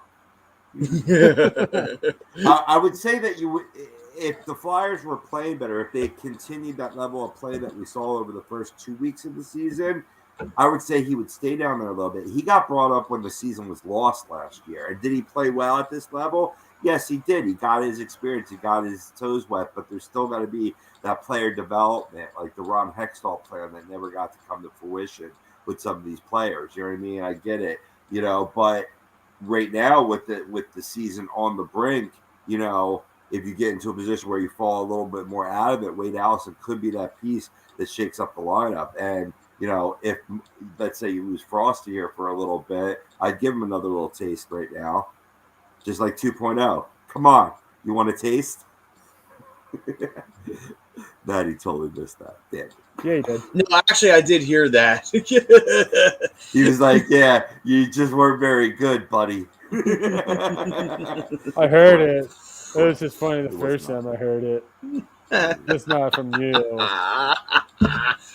Oh, but but Rob, you do have a good point. Like if the Flyers are playing well, you don't necessarily, need to bring Allison immediately up. But at the same token, though, it's like let him just recover fully, and then if say somebody stumbles on like that third or fourth line, and maybe you can scratch him, throw Allison up, maybe get him some games under his belt. Maybe he scores a goal. Maybe he proves that, hey, you know what? I think I can stick around, right? Right? I mean, I think he showed that last year too. Mm-hmm. True. He showed that last year. I think he showed he's got the jump, he's got the legs, like Dan's saying here, and he's shown that he's. I think he's ready. I mean, when we talked to John Riley last year, I mean, he was even saying the same thing. He's gonna be an impact player in the NHL, and I think we're starting to see that a little bit. And he's probably one of the fastest skaters that the Flyers have, and you saw it last year. I mean, he has jump in his legs, and he can move. Yeah. He can move, and we see that he's got the nose for the net, and he's gonna be a dog. He's gonna be that guy that's gonna go in and get the dirty goal instead of that guy that's gonna look for the finesse highlight reel type goal, which is something that the Flyers need. No, you're right. Don saying it must be nice to score a goal, and yeah, I'm pretty sure it is nice for the Devils. PK Subban right now, fucker. Yeah.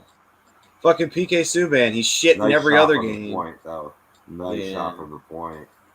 Come on, Subban, you're garbage in every other game. Why are you good tonight? Go back to being irrelevant, please. Anyway, it's only his second goal of the season, too, which is actually pretty bad for him. I wonder if that got deflected a little bit. Harder looked up right away. Might have been. It might have went off a bastion, possibly. Let's see that. It needs to replay. But Donna saying it must be nice to score a goal. So down on the Red Wings right now. But Ant saying, when will Fletcher either get a coach or hire a staff for Yao? I hope he just doesn't let the season go with what we have now. I mean, I could see him hiring a staff, but I would say let Yao have a chance. Yao was a part of that system that ultimately crumbled, but Yao stuck around for a reason because the Flyers' penalty kill and their defense was relatively strong. So let's let Yao have a shot. I'm totally fine with that. I'm still down with giving Yao an opportunity. Yeah, I think Yao's going to be the guy for the rest of the year. Chuck Fletcher even said he's not rushing to look for a head coach. I'm sure he's going to find another assistant coach before he hires a head coach. And obviously he probably wants it to be sooner than later. And obviously I think the organization would rather it be sooner than later.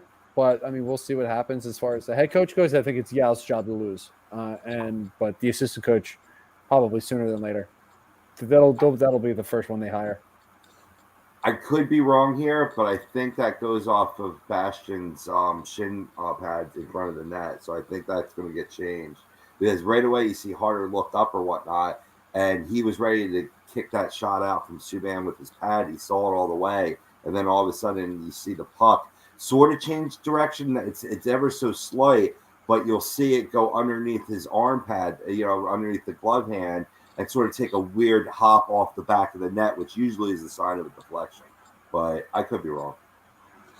You're probably right. You're probably right. It's probably going to get changed. I'm trying to take it away from Subban, and all he does is look out.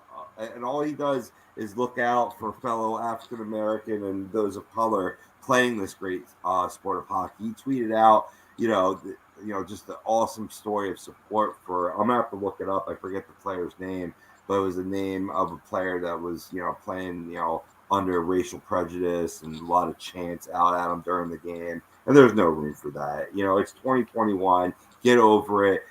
Stop living in the past when it comes to hockey. Yeah. And anything, really. Oh, turnover. Hockey's for everybody. Yeah, hockey is for everyone. And anyone who believes otherwise can go fuck themselves. Simple as that. Don, you got to listen. You'll get the goal. I mean, last time I looked, Detroit's shooting percentage in the high quality areas was like second in the league, second highest in the league. So yeah, it's not you're not scoring goals on a nightly basis, but you're getting the best chances, and that's really all you can ask for. Sometimes the goaltender just stands on his head. I don't know who's starting for the Isles, but I mean, I'm sure it's probably Varlamov. Yeah. The name of the young man is Mark Connors, a 16-year-old goaltender with the Halifax Hawks, is who had to deal with this freaking, degenerates or what have you. And so I we shit on Subban a little bit, but I want to give him praise that he's, giving like a national stage for the, that's what athletes can do to bring awareness and make a change, so. Absolutely. He's got a huge platform for that. And that's one of the things it's one of the great things about PK Subban is he uses his platform for positive change in the world. Right. And even it goes back to his days in Montreal. True. He has a wing in one of the children's hospitals up in Montreal named after him for not even just the money that he spent for that charity, but for the time that he spent up there with the kids. And to this day, even though he is a Devil, he does go back up to Montreal and he will go to that wing and visit those kids. So, even you may not like him as a player, but PK Subban is a really, really good human being.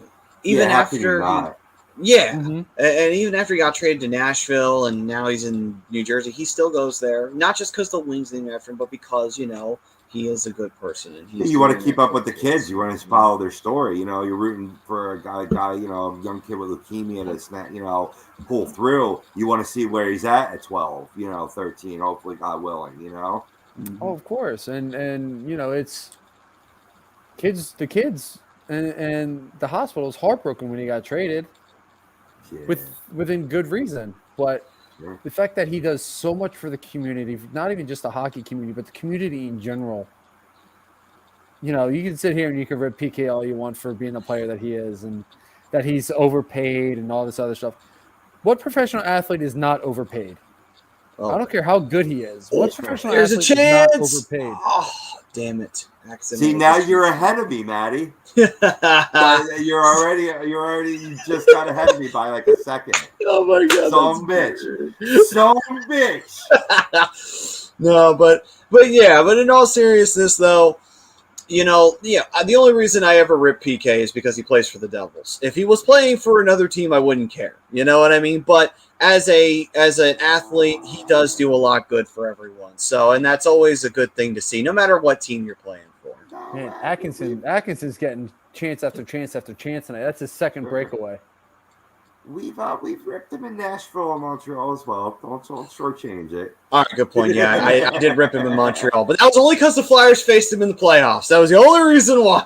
Listen, I'm probably the only one, and that's fine. But I respect PK Subban, like, massively, and on the ice and off it. I do follow him on Instagram. He usually does have some good stuff in there, and he may not be the best player on the ice every night, but he's on point as a human. So I have lots of respect for him. But yeah, I mean, I think he's better than befuddling. Did he like unofficially retire or something? Because I know he got waived by Winnipeg, got released, and I haven't heard from him since. I think he did because of all the injuries he accrued over his career because he played that physical style. But it's not like he was a small guy. No, he was not. He was a big boy. I wonder if he just lost his love for the game. I wonder if that's kind of what happened with Bufflin because he was very good.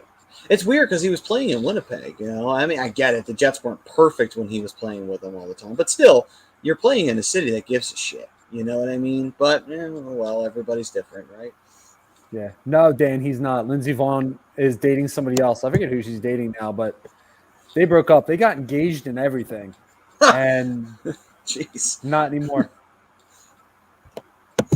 Anthony's saying, I feel bad for Subban. He gets the hottest skier in Lindsey Vonn, played for the Preds Canadiens, to being dumped by Lindsey Vonn and playing for the Devils and sucking. Yeah, that's a 2-in-1 combo you don't want. And having to live in North Jersey. Wow. And Namula saying, Jersey coming back, don't worry. Oh, we'll see about that. Dan Schrock saying, well, that's an L. I mean, I wasn't like Lindsey Vaughn's a lot very of attractive time. woman. Do not get it twisted. Not my Yeah. type. She's not my type. The only thing that she is my type with is the fact that she's blonde. That's about it. Other than that, Interesting. I don't know what to tell y'all. Namula, let's yeah. I mean, it's still a lot of hockey left. You never know. I mean, Jersey's playing a little bit of a better second period than they were in the first. No. They could Don't do it. Do not do they it. Don't could. give them a shot. Just kill it now. They Fuck could. the Devils. They could. I don't think they will. I think the Flyers are playing a much more confident game right now than the Devils are. And Carter Hart's kind of he's standing on his head a bit tonight. He's putting himself in very good position to make some of these saves and the secondary saves as well. And then defensive front is doing a good job of clearing pucks out of the way. Even on the last drive there, JVR had an opportunity there, grabbed the rebound, safely slid it out of harm's way. So the Devils can find a way to get to some of these rebounds and get in some high-quality scoring chances. They have an opportunity to get back in this game, but no, they're definitely not out yet. They're definitely not out. Well, thank you, Namula. We do our best. I hope that's a compliment, not an insult. I do, and I do appreciate it. I hope so. I mean, I hope that's a compliment because I'm going to take it as one. It's a compliment if you believe it is, and that's the important thing. We Jesus certainly are Christ. hilarious. Jim saying Penguins up 3-1. With a win tonight, they are only 4 points out of first, and they get Malkin back Thursday. Jim, why are you trying to bring me down? Come on, man. I know you love the Yes. Pens. And that's an important part. That's an important part of the Penguins' success there is, that Malkin-Crosby duo and getting Malkin back and putting him back on the second line there. It's going to be huge for Pittsburgh. And they're already starting to get back into the swing of things and get back to the winning ways. Getting Malkin back is another step in that direction too. Yeah, absolutely. I mean, if Malkin can play very strong hockey, which he normally can, and him and Crosby are the contributors along with Carter still being able to score, and they have still some good depth players left on that team.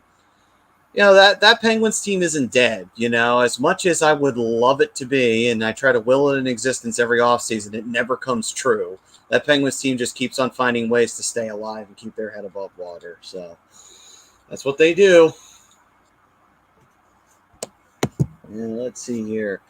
Dan's saying, what do you guys think Yeo needs to do to keep this job past the interim phase? If he makes the playoffs, then he's the coach. Simple as that. If this team does make the playoffs, even if they miss it by a very small margin, I think he still has the job, honestly.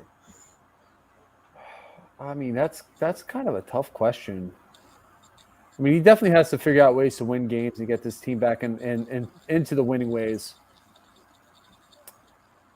But I think one of the big things that he's doing really well is getting this team back to playing a simple game and literally taking what the game is giving to them instead of trying to go out there and force it. And you can see the jump in their skating. You can see that they're definitely playing a more confident game. You see it tonight, especially spending a lot more time in the offensive zone, less time in the defensive zone, and the defense is doing more of the little things right than they were before, especially during that losing streak. They're still causing turnovers because that's going to happen. But you're seeing less Resto just put one of the Devils on his ass. God damn. And there's a penalty coming up. I don't think the ref liked that. No, never mind. It was a trip, so it had nothing to do with that hit. Good.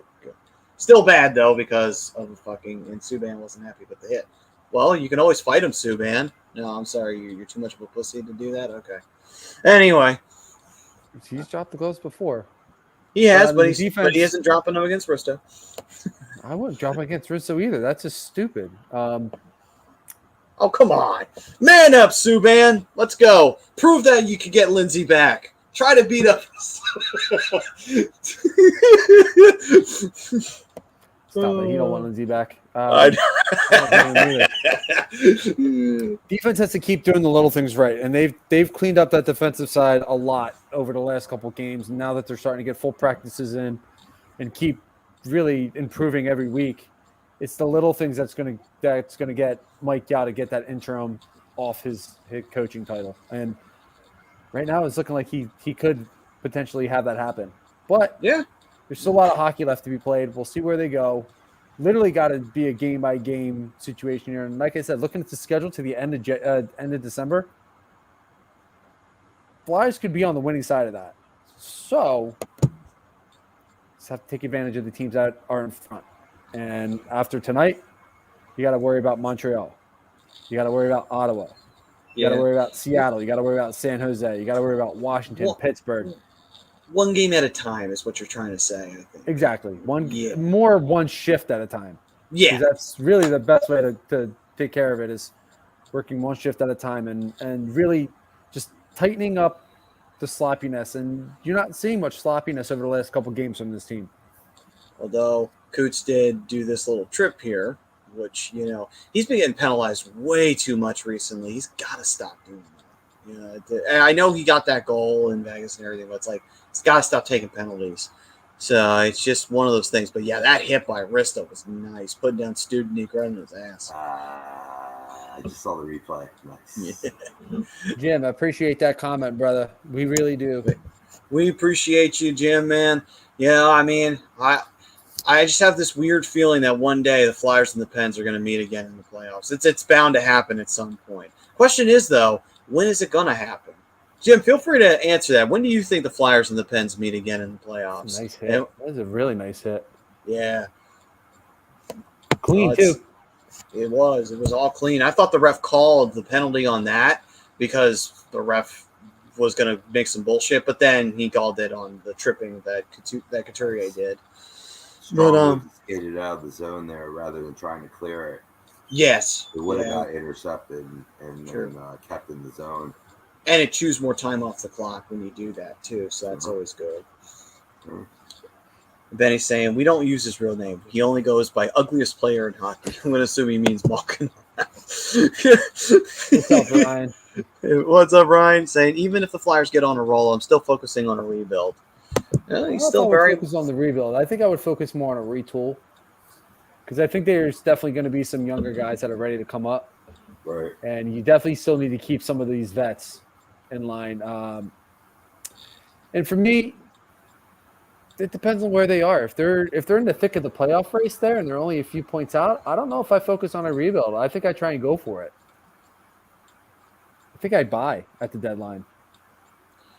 I mean, I wouldn't be surprised if they do. They've done it plenty of times before.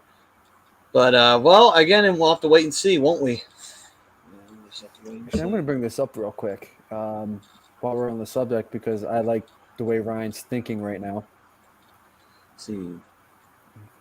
33 seconds left on the Devils power play. 4:09 left in the second. All right, I'm bringing up the Flyers contracts here because I want to see who, and I'm going to do it off of Cap Friendly because they're one of the better sites. Because I want to see who's on the final year of their contract and see who you can use to sell here. Forward-wise. Oh, a 2-on-1. He scored! Nice! Atkinson got his second goal of the night on a beautiful blast right by Blackwood. That's what I'm talking about. I could just hear JJ say, with the laser. Nice. All right, so you got a few guys here that are on the final year of their contract. So to what Ryan is saying here, so this is where you could see a rebuild. You knew that was coming. You just knew he was going to have a 2-goal game. He's got like 7 scoring chances tonight. So we're just looking on the defensive side of the puck right now, which is where I think they need the most work. You've got Risto on the final year of a contract, so you may be able to get him back. You have Justin Braun on the final year of his contract, Keith Yandel, Kevin Connaughton, and Nick Seeler, all on the final year of their deals. Yandel, I kind of want to let go. Risto, I want to bring back on a 1 or 2 year contract. Sanheim has one more year after this one. Justin Braun, I might let walk, and it all depends. And that's the thing, too. It all depends on who's available at the deadline, who's available for free agency, who are you going to be able to go after. You still have Ryan Ellis as well. So, to me, if I'm the Flyers, because I like where they are offensively, especially with their prospects. So maybe if I'm the Flyers, I focus a little bit more on defense as when the offseason rolls around or when the trade deadline rolls around, because you're going to have 5 guys potentially free agents. So you got Cam York ready to come up. You'll have Ryan Ellis. You'll have Ivan Provorov. And after that, what do you really have? Interesting. Oh, no, for sure, Ryan. I totally agree with you. But, I mean, I'm looking, like I said, I'm looking at the contracts on Cap Friendly right now. And that's kind of like their biggest need at the moment because they got, like I said, they got 5 guys with expiring contracts. And then like I said, hypothetically, you bring back Ristolainen. So there's 4 guys there. So that frees up a Cam York spot and that frees up somebody else. So unless somebody else is really wowing on the defensive side. Don. You're leaving the show. You're leaving us early. What are you doing, man? Yeah, okay. So your team's not playing well. Just switch the Flyers on. Then you can celebrate with us. It's all right. We're not playing the Red Wings. We're playing the Devils. You can enjoy watching us beat them. Can I just take this time to compliment and praise our content team when they announced that Steph Curry breaks the all-time 3-point record? Fun fact, Ben Simmons is only 2,969 3-pointers away from tying Steph Curry for all-time record. That is a fabulous post on ATGRadio.com's Facebook page. And if you don't follow it on Facebook or Instagram, hit that like, hit that subscribe. Hit it on YouTube, Twitch, Apple, iTunes, Spotify, Spreaker. We're everywhere. Hit that. Hit it. Hit that subscribe. Hit that like. Let's go. Tell your friends about it, too. Chris Dunn saying, for what they gave up for Risto, they will definitely re-sign him. I agree. I'd love to see him re-sign him. And then on the goaltending side, you have not just, obviously you have Carter Hart, but Martin Jones on a 1-year deal, probably bridge deal. Then after that, you have Usumenko, who's close to being ready. You have Felix Sandstrom, who's probably ready to take a backup role. So, I mean, theoretically, you have 3 potential number ones in a goaltending situation. Oh, big turnover, and he scored! Nice! Lindblom got himself a goal. Oscar, baby. Nice. 5-1. This is what I'm talking about. This is good Flyers Devils hockey right here. Not whatever the hell that was last week. Now we need to talk. What? You got to stop ruining it for me. You have to stop ruining it for me. I'm behind you guys. Listen, I'm excited. I can't help it, man. Listen, I understand if it was the Ducks and this was a Duck show, I would expect nothing less from you if I was behind. I would have the respect to not. Okay, all right. Okay. Demand the same respect. So, yeah, you got 3 potential number ones in Sandstrom, Hart, and Usumenko. So that's not a bad problem to have. So you can probably move one of those goaltenders to get something. But, yeah, definitely on the offensive side, you still have Joel Farabee, who's a younger player who's got a lot of offensive upside. You need TK. You might be able to move TK and get something for him. But, I mean, he really has not been – he has not really lived up to his number 24 overall. Oscar Lindblom, another one. I mean, but he was also a 5th-round pick, so I'm not too upset about him. Don. Brian would be dancing like James Brown every time the Ducks score. That's not true. I don't have any moves like James Brown. Only James Brown can move like James Brown. Too hot for the hot tub. I'm gonna burn myself. Burn myself. We're gonna let it cool down. I love that skit. I love that skit from Saturday Night Live. Yo, one of the most underrated cast members of all time in Saturday Night Live was Eddie Murphy. I'm sorry. Say what you want, but he really is one of the most underrated cast members of SNL all time. Oh, God. Come on, Mr. Robinson's Neighborhood. Oh, that was Now hilarious. answer the door in my neighborhood, kids. Who is it? That's your son. I don't have a son. Did you see that when he did the Mr. Landlord. Oh, hi, Mr. Landlord. Can you say the word of the day, kids? scum bucket? That shit was great. That shit was great.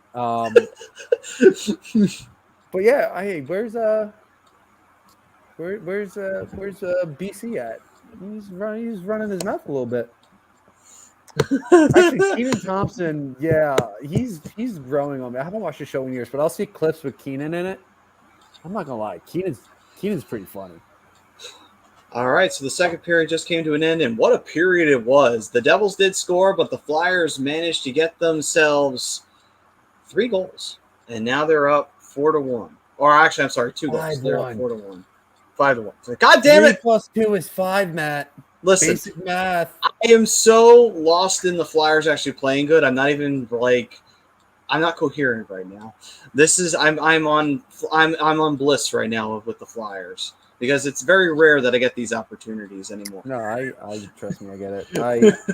I'm just trying to sit here and think who do I move? Because I'm still thinking about Ryan's comment because Ryan, the thing I love about Swoopy's comments here is that they're very well thought out. And now he's got my wheels turning. Who am I moving? What am I doing if I'm in that situation? He is saying, I trade Risto for a player that does everything he does, but has speed. I'm focusing on players in the future who are great skaters that have tremendous speed and effortless strides. Every player who doesn't fit this, I'll trade for similar players that are otherwise, but are naturally gifted skaters with tremendous speed and effortless strides. I think that should be his punchline. Ryan, you should make that your punchline. Speed and effortless strides. But I totally understand why you focus on that because that's a very important element of the game right now because it's a more skill-based game these days than necessarily hitting. So I totally get why you're saying that. And you look at these, just the Eastern Conference alone, it's a skill-based conference, and I get what he's saying because you need the speed. You need the speed for sure. Risto, I would honestly, I would hold on for Risto personally. Bring up Cam York, bring up another younger defenseman, and then I would move TK because he might actually still have some value because he's still 24 years old. And a former first round pick, so he's going to hold a little bit more value. So maybe move him for some players that can be a little more offensively productive. Chris, skating is well and good, but balls are a big part of defense. Risto has balls. I agree. I agree with that, Chris.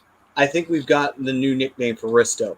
Big balls, Ristolainen. That's what his nickname is going to be. So every time, think of AC/DC's big balls. Every time you see Ristolainen.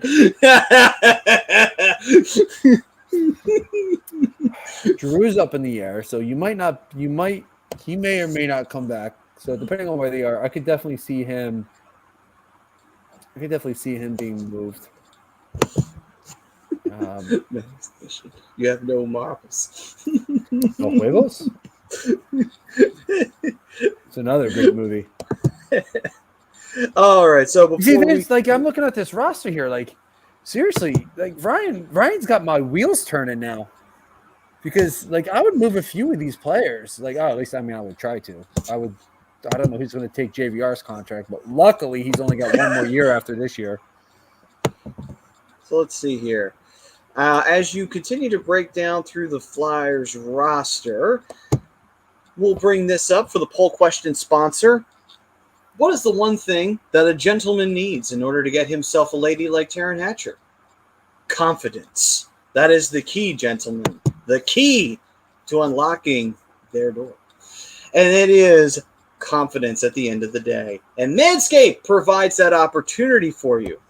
And if you go to Manscaped.com. You get 20% off of your order, and you can unlock your confidence with Manscaped. They got all the tools for the job, and before you know it, you get ladies knocking down your door. You're getting the 9s, the 10s, and the everything because they want what you got. Simple as that. And ladies, give the gift that keeps on giving. Go to Manscaped.com.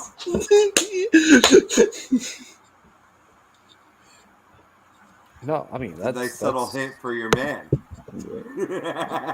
Well, say, I see what you did there. Hint saying that his balls reek.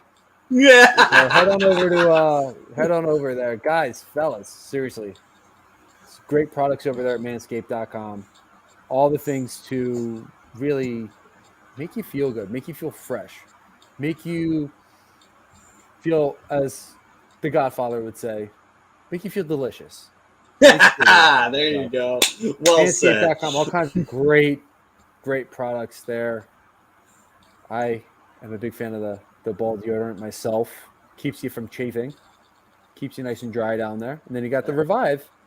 If you feel like you've sweated a little much, give a little tss down there.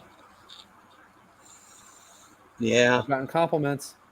I'm just going to leave it at that. Manscaped.com.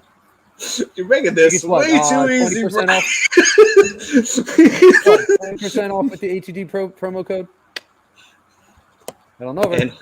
And hold your stick tight. No, right show. That's the right show there, Don. No, that was the right one. For those who were watching last week. Do you hold on to Sam Moran at this point? No. He's an RFA. He's arbitration eligible. I don't hate the kid, but he's hurt all the time. It's like his bones are made of friggin' glass. It's just like he's always getting hurt, and it's like, I'm sorry. Like, I wanted to see him do more with the Flyers, but at this point, no. It's just because he keeps getting hurt. He keeps getting hurt. Okay, obviously Joel Farabee is a keep. I would keep him. Yes. Nasty Nate is another guy who's probably going to go at the end of the year. Like I said, you need to see what you have in Ryan Ellis. He needs to show that he can stay healthy. And then hopefully, and technically we have one buyout. So we could probably use it on somebody. JVR. Sorry. Let me say that a little clearer. JVR. I know, man. It must be tough with them allergies. Oh, it's bad. It's 70 degrees down here one day, 50 the next. Oh, God. It's terrible. Not doing the sinuses anything. It's the middle of December. I'm wearing a short and a t-shirt right now. Horrible. My fantasy player, Dylan Larkin. Yes, sir. There you go, Don. See? Don't give a, yeah, he says we're back. All you need was that Dylan Larkin goal, and everything's okay. I'm sure Don just swooned. You see, this is why I love Ryan's comments. This one's, like I said, he really thinks his comments out, and I love it. He says, I say that because I want the Flyers to play an all-around, up-tempo, aggressive style of hockey. So he kind of wants to take from – this is how I'm taking it. He wants to take the Broad Street Bullies in the modern day. They will attack teams to death and pressure them in every zone. As soon as they lose control of the puck in the offensive zone, they won't hack off. I'm assuming he meant slack off there. Won't slack off and also won't allow easy exits or entries into any of the other zones. Will also attack teams to death when they are shorthanded. Well, that's one thing that they're actually been fairly good at over the last couple games is being aggressive shorthanded. Scotty Lawton had one goal. Who was it against? I think it was against the Devils shorthanded too. Yes. Back yes, off. I see you, Ryan. I see you back off. Yeah, they definitely need to be more aggressive, especially in the neutral zone, Ryan. I definitely agree with you there. The forechecking has been a little bit more aggressive of late. Back checking, it still leaves a lot to be desired, but it's getting better. I think Yao's system, as they continue, they'll get a little bit better. But there's definitely guys here that I could definitely see them upgrading for damn sure.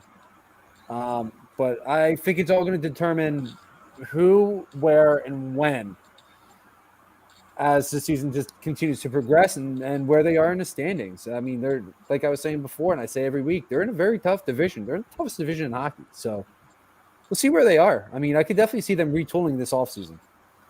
Absolutely. For sure. And Benny's Nation saying part of that style requires you to be the best conditioned team in the league. And that's true. You want to be one of the best conditioned teams to be on that speed side. Anthony's saying, I forgot Brassard. Can we get rid of him? I mean, Brassard's a good player. He's a good bottom six guy. He can't stay healthy here. He's also saying, "Who the hell?" I think he'll be one of the first to go. Because I think that was a pure AV move, bringing him in. With the relationship in the past, coaching him with the Blue Shirts. So I think that, and he'll have some value too, because there's been some stretches where he's played over his means this year. To be quite honest. Oh, for sure. He's just the last month alone, he's been battling some injuries, and it's kind of unfortunate because I do like Brassard. I think he brings value to a team. Yep. He's just I mean, Benny's comment right here is exactly where I was going with it. He's just hasn't been on the ice. Yeah. He's been a solid contributor. Connaughton is a player they got off of waivers from Florida. Solid player, 31 years old, plays physical, as you can tell, but solid top six type of seventh type of defenseman. Flyers needed a fresh face, so I like the move personally. I think he's been pretty good so far. I mean, I think he's been fine for depth reasons, which is the whole reason why you even bring him in. Same thing with Thompson. That's the whole reason why you brought him back, just for depth and toughness, really, if anything. Right. But second period sponsor, on a serious note, many people out there, whether it's family or loved ones, during the holiday season, you want to take care of them and you want to help them and you want to, cherish them and nurture them. And sometimes they're dealing with addiction issues or mental health issues. It's a terrible thing to see, especially during this time of the year and pretty much all of the year. You just don't want to see them going through that. So if they need the help, if that loved one needs that help, or if you yourself need that help, do not waste time. Go to the Counseling Center, Sunrise Detox. You can give them a call at 856-651-8117. They are doing a toy drive as well. So, if you want to contribute to that, definitely do that as well to, give a kid who's, may not have the ability to get a gift, or maybe his parents don't have the ability to get him a gift or her a gift, or maybe they don't, maybe they're an orphan or what have you, let them have a happy holiday, get them a gift, that will go a long way for them. No matter what it is, it'll go a long way. And also it'll go a long way too for that loved one or for you to seek treatment from there as well, if they're having any mental issues or addiction issues. So don't waste time, make that call. Don't let it affect you negatively, because it absolutely will. Who would have known? Matt Sudi, the big softy, the big holiday heart. How you doing? Nice to meet you. Well, listen, every once in a while I borrow one of the souls that I have collected here just for occasions, It's terrific. I did not expect that retort at all. It was well done. Oh, let's see here. Tom's saying 3 in a row, boys. Giddy up. Yeah, there we go. Hey, I'm keeping fingers crossed with this fucking team, Tommy. I'll tell you that much. Yeah, well, we can't. But as long as we keep this hype up, hopefully we can will it into existence. Hopefully. Lock it up. Chris saying, if we could unload JVR and Hazy, we would be in great shape cap-wise. Well, yes, we absolutely would, because those are some big, heavy deals right there. But Hayes is not going anywhere. He's also got a no-movement clause anyway. So, plus he did score a goal recently. So, let's see. Let's give Hayes some time. He's been riddled with injuries. He had a problem with an injury last year. Let's see what he can do as the season goes along, because he has scored when he's been on the ice. He was -2 here in the last game from what I heard in the pregame, but let's give him a shot, see what he can do. JVR, I would totally be happy to unload, even if he's playing well right now. If he doesn't keep it up, then yes. Which unfortunately he has a habit of doing. with Hayes, I mean, even if he were willing to waive, his no trade, his no movement clause, should the Flyers fall out of it, how do you move someone that basically came back from major surgery and then was re-injured out week to week? Like, I don't think a lot of teams are going to put much faith in his health at this point until he can prove it. Mm-hmm.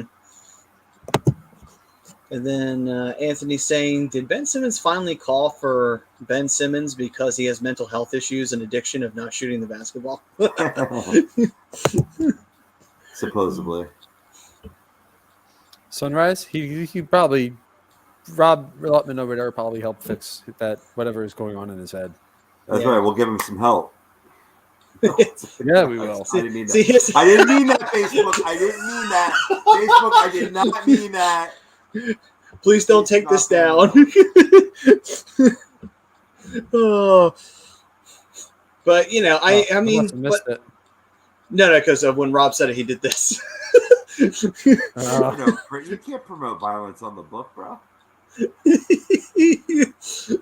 Listen, it's because Zuckerberg was probably bullied as a kid. That's the I only was reason. just quoting Dave Chappelle show. Come on now. Facebook, Zuck, get humor. Get some humor. As I'm talking up in the air like you can hear us. They don't know. They don't know how to.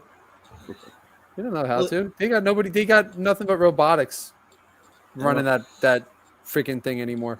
Have you seen Zuck? He is a robot. That dude is not human. That dude has the creepiest looking face on the face of the fucking planet. It's like, that guy is not a human being. Just because South Park portrayed him as a robot doesn't necessarily mean that he is one. Oh, man. It smells like that. Oh, that's hot. Burn my lip. Oh, man. Too hot. Hot for the hot tub. Nah, Kendall Jenner's, she moved on, right? She ain't with Ben no more. Oh, I don't blame her. Why would you, why would she want to handle her time with why would she want to spend her time with someone who can't shoot and can't fucking aim for that? Can't shoot a shot. That's what I want to know. How does he get a girl like that if you don't know how to shoot your shot? Oh, you know what it was? He was probably showing that confidence, like we were talking about. With the Manscaped, he used the promo code HUD, got 20% off. Yeah, and then unfortunately, when push came to shove, there wasn't no push. I don't know. How could guys get girls like that? Big penis. That's right. That explains a lot on my end. And that explains a lot for Ben Simmons, apparently, too. So, big penis, no balls. Hey, how you doing? It just hangs straight down because there's nothing to prop it up a little bit with. Like an inchworm. Like an inchworm. All right, back to hockey. Well, the movie Dune. But anyway, so, by the way, did you guys even watch that film? I didn't. What? Just out of pure Dune, the remake. There's a remake of Doom? Yeah. Dune, not Doom. Dune. Oh, Dune. No. Yeah. Because you said worm, and then I immediately thought Dune. I would have thought Tremors. I haven't gotten a chance to see it yet, but my brother saw it, and he said it was fantastic. But the only thing is, it's not the full story, and you got to wait for the next movie to come out. Maybe 2022, but it might be 2023. So it's like, you're just like left with your putt in your hands. I love and hate the when metaphors keep coming. I love and hate when movies do that. I really do. You sit there, you get to the end of the movie, right? And you're like, yes! No! Wait, when's the new one come out? 3 years from now. What am I doing? Oh. So Ryan's back with a comment here for instance, if I said about Risto, I do with all the other players too. I love the style of play Coots plays, but he's slow and isn't a great skater. I trade him for a player that is the same kind of player as him and does everything he does in return for one who is all-around skater with tremendous speed. I wish it was that easy. There's not a lot of great, two-way, 200-foot players in this league. It'd be great. And those teams are hanging on to them. You know what I mean? Yeah, that's a good point. That would be nice in an ideal world, Ryan. Absolutely. I completely agree with you, Rob. I agree. Like, Coots hasn't really wowed me in the last few months, even going back into last season. His 200-foot play hasn't been par to what he is. His offensive side of the puck, for sure, damn sure, hasn't been up to par for what he's used to, and it has shown us. Former 30-goal scorer. I don't think he's going to hit 30 this year at the rate that he's going. Yeah. And he doesn't look like he's really pressuring for the puck anymore. He's not putting himself in good scoring position. He's not taking smart shots like he was before. I get players go through droughts and all, but like, I mean, even this is going even a little bit further than what Ryan said. He came out as a really great skating two-way centerman. So Blackwood's been taken out of the net. Yeah, I see that here. So, Yep. no, I just wanted to let everybody know because update. Of course, wouldn't that's even what we're notice. here to do. I was just going to comment for Coots. I mean, what was it? Like he won his Selkie finally over Bergeron, and now all of a sudden stopped playing 2A? Exactly. That's kind of where I'm going with this. Is he just hasn't been that player since, one, getting a big contract, and two, finally getting the Selkie. It's just, I would be okay with trading Coots if you get somebody to take his contract, because he's still a young player. He still has a ton of upside, and he would be huge on a team that's rebuilding. A team like a Detroit, Ottawa. I really would hate to use the team as an example, but it would be a good example. It's Anaheim, LA, like some of these teams that are up and coming that can use that style of player. And like I said, he was a really good 200-foot player at one point. I don't think he's in the top 5 of two-way centermen right now. Right now, he could still get back up there, but just right now. And there's a penalty coming up on the Flyers. You know, this is where I completely agree with Ryan. Is there's definitely players that have the value you can trade and still get that upgrade at that specific position. Couturier, to me, is one of those guys. Well, let's look at it this way. All right, in 2017-18, he was second in the Selkie. In 18-19, he was 6th. Of course, in 19-20, he won it. The following year, drops down to 15. No ranking as of yet this year. You know what I mean? It seems like it's a wee bit of a trend there. Yeah, and I don't know. It's really starting to trend the opposite direction. Right. Since I don't know. He got the contract and got the Selkie award. I don't know about that call on Risto. I don't really think that was interference. The puck was right there. You know, it's like, to me, I just feel like he was knocking him away. I don't know. That didn't feel like interference to me. I mean, I maybe he wanted. The puck's like 2 feet away from him. What are you talking about? I feel like he wanted to call something earlier on what was going on over there in the corner when he was knocking one of the Devils down, but the ref couldn't call anything because it was too late. So then he made up that call there for the interference. But I feel since I have ESPN Plus, I can rewind it. No, that is true. Oh, if I turn my controller on first. DVR, baby. Well, I'm trying to see here with the penalties in this game. So we got, no, it's not even like it's a qualifiable makeup call. Flyers have not been on the power play in this game.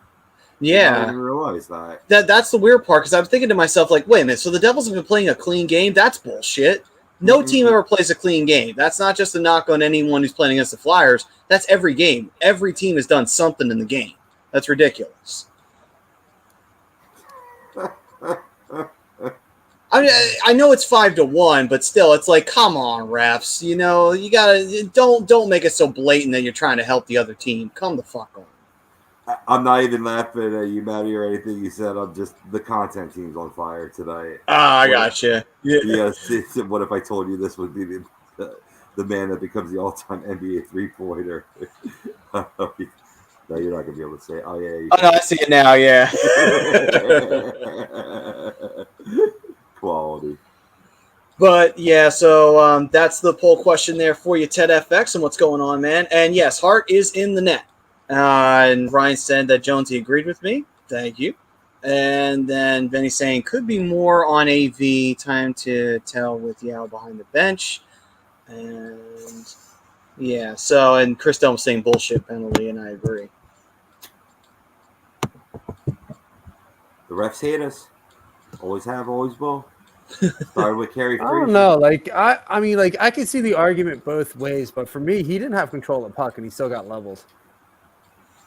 I get that. It's just that it's like it's not like he randomly hit him like away from the play. You know what I mean? Like No, I get what you're saying. Play was still there. You So don't I think the think- body he could come in. That's where they've been faulted on defense, allowing people missed assignments to skate in aggressively on the net. You know what I mean? It's kind of like that thing where you hit the quarterback like a millisecond too late, but there's slight head contact.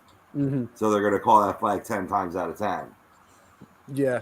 No, that's probably the best comparison to that play there, Nice Robbie. blocker Is that save. right there? Nice glove too. Hartsy on this game, baby. yeah, he's Oh, only had boy. to face 20 shots tonight, so that's actually good. That means the Flyers are really keeping the shots down on the Devils. What's impressive, though, is if you look at Hart's stats in terms of seeing like 38 or more shots in a game or even 35 or more in a game, they're quite outstanding. Usually with him, the more rubber he sees in the game, the better games he has. So this is impressive, only allowing that one that I believe changed direction. I want to see if they ever changed that from Subban or if I'm just full of shit. You know, that's particularly possible. But and the truth is too, when you look at a lot of the final stats from all the games, even games that the Flyers clearly lost, Hart's percentage, his save percentage, is usually in the 900s. 90% of the time, he's north of those 900. So you know that's a great thing. That means really good consistency from your goaltender right there. True. Yeah, and they're putting them. I mean, let's be real here for a second. Go They figure, haven't had Chris, very right? many. Yeah, I just don't think Carter Hart has really faced any challenging shots either. So they're doing a really good job of not just, keeping the shots low, blocking shots out in front, cleaning rebounds. They're keeping him in bad quality shots too. So Hart's seeing just about everything coming his way. That's what she said. Not to me. I wish she would say that to me a little bit more. Jeez Louise. Your time will come. Be patient. I'm getting too old for this shit. It's funny how you say that and you're drinking out of a mug at that point. Fuck off, Maddie. He went from Sarah Jessica to Danny Glover, just like that. Leave me alone. Let me drink my tea. Shut up. It would have been funnier if it said coffee. Then it would have just cemented it completely. I don't drink coffee. Coffee is gross. I'm gonna get the comments gonna flood now. Like, coffee's great. Coffee's great. Coffee's great. You suck. Blah blah blah. You suck, Bri. Why do you like the Ducks? That's what's going to be fucking said all the time. Don't worry, Ryan. If you look at the logo closely, it's actually a dead penguin. Yes. Yeah, it's one of those Stab the Penguin logos. One that I'm sure Gritty has a poster of hanging in his bedroom somewhere. Pretty sure. Yeah, Starbucks is amazing. I go to Starbucks and get tea. I don't go to Starbucks to get coffee there. What a shock. It was Don. It was the first one to jump on that.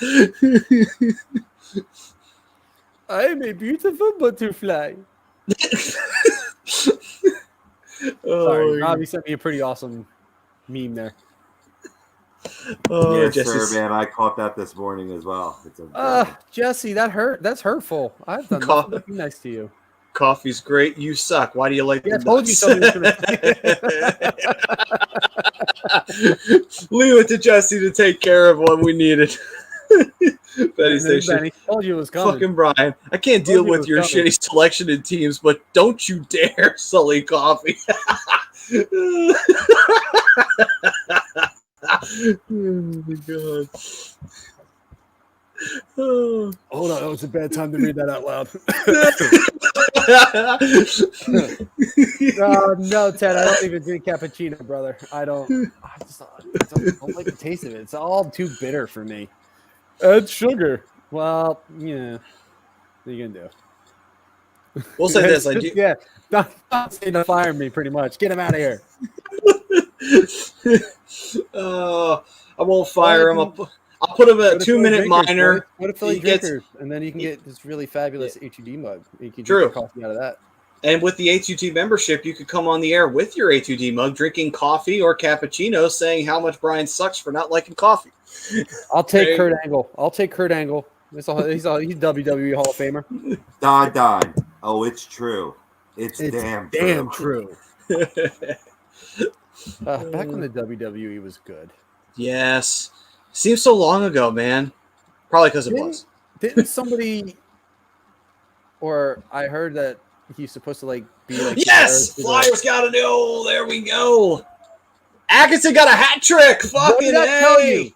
What did I tell you? Ow! Hush. Stop ruining it. Hush. I'm 5 minutes behind you. Well, now you got something to look forward to. I'm about to leave. And when I say that, I don't mean that at all. When I say I leave, I'm actually staying. But you wouldn't deprive yourself of that. I told you that. You could just sense it. You could just sense it. This kid is hot. You know he's playing a confident game when he's getting scoring chance after scoring chance after scoring chance. Whew, that's nice. That's beautiful. It's just regular green tea. It's just got some spearmint in it. Jeez Louise. Come on, Benny. You think I really drink that kind of stuff? I don't think that crazy. And Rob's throwing the hats. Rob's throwing the hats for good old Atkinson. He's throwing a hat. Keep going. And Jesse's saying Atkinson greater than Jake. I agree in a lot of different aspects. The one good thing that Jake did have, his vision is a little bit better than Cam's, so I will say that. But Brian's saying Cam York is from Anaheim, which he is. And then Benny Station, go drink your honeysuckle hibiscus tea, you tool.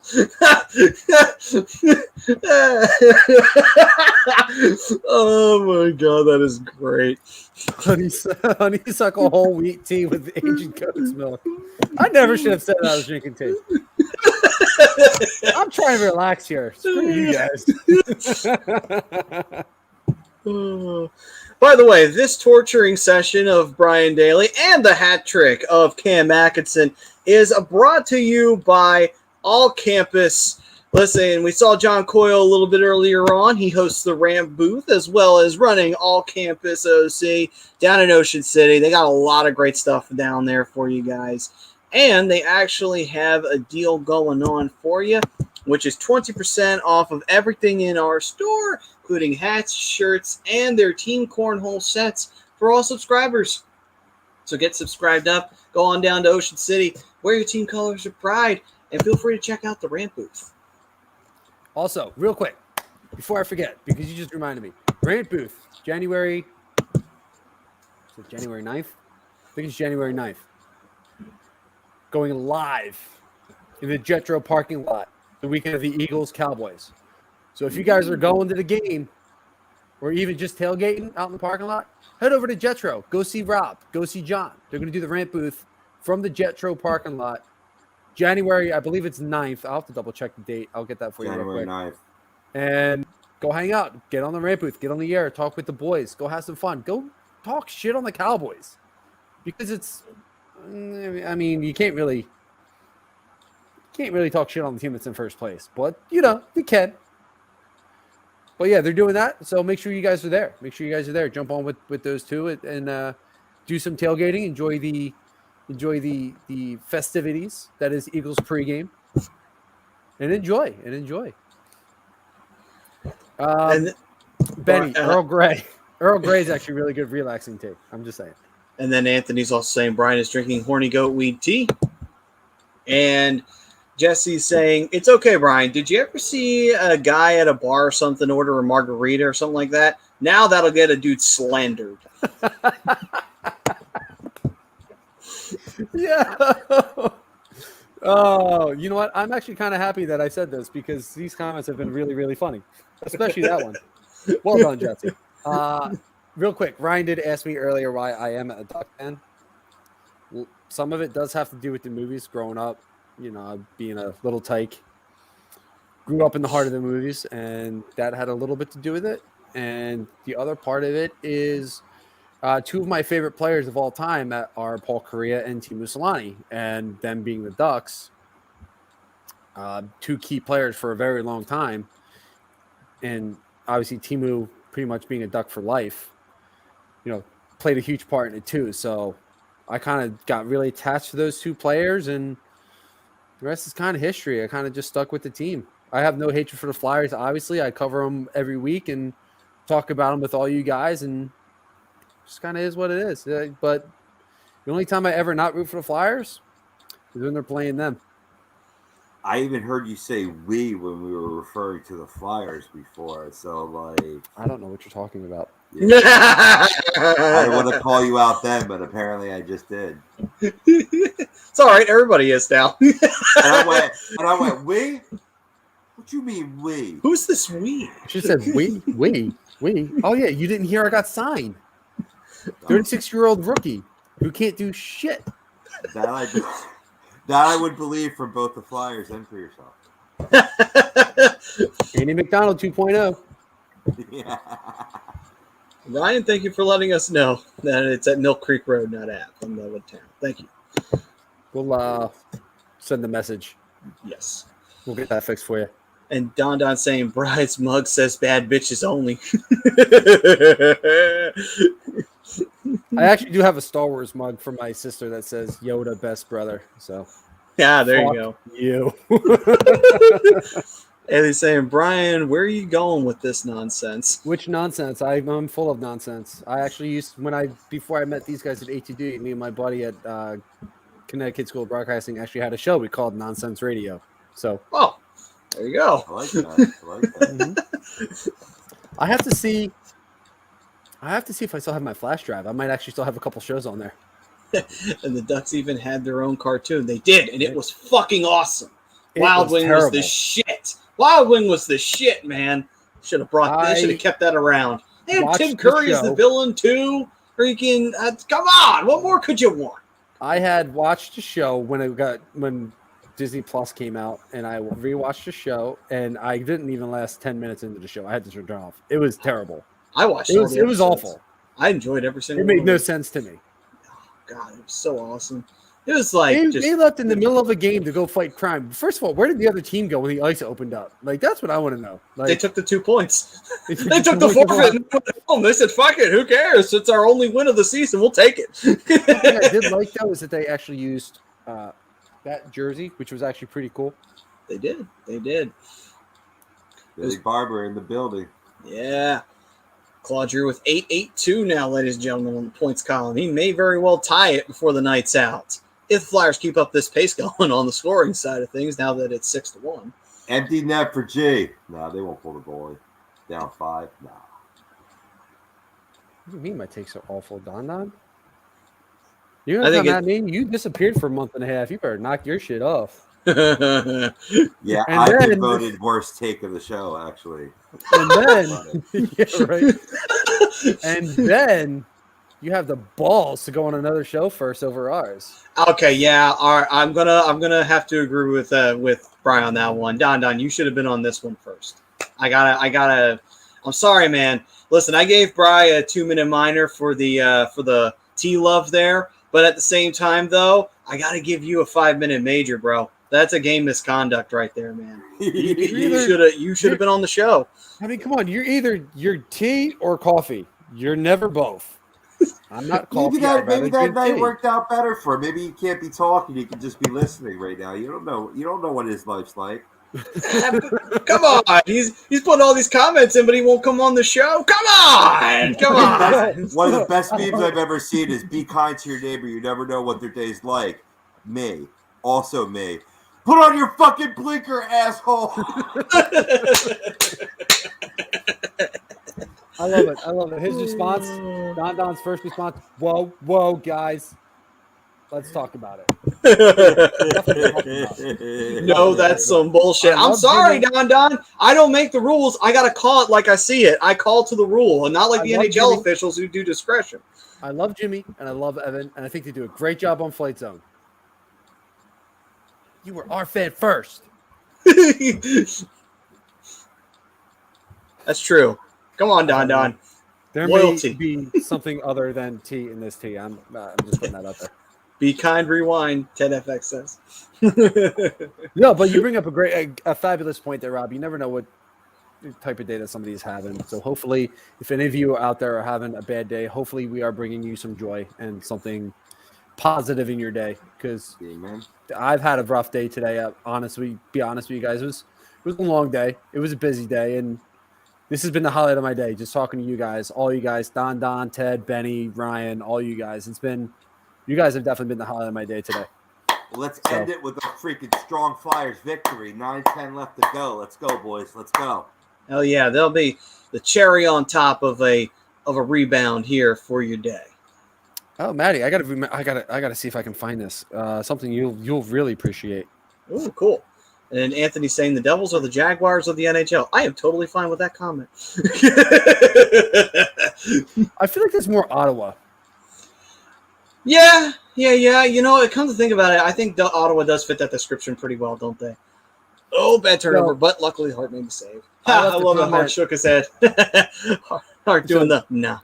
I left a comment on this guy's Facebook feed, Maddie. You know who he is, and I don't actually get these guys to really like interact with me or even like my comment because I'm just kind of forgettable. Can you read it? Oh, is that Mark Tremonti? Yes, sir. Oh my God, that is fucking awesome! Nice. That is fucking it? You know my cool. love for him. That's what my tattoo is. I don't know if you guys have ever actually seen my tattoo. Nice. Yeah, so hang on, let me get this right. So it's just one of his songs. It's "Take You With Me," and it's in the little ribbons here or lightning bolts, whatever you want to call them. It says "Take your hand in mine, never let go." So that's his song, "Take You With Me." Nice. So I don't know if you guys have actually. Well, I know you two have actually seen that. Yeah, you showed us when you got it. Yeah.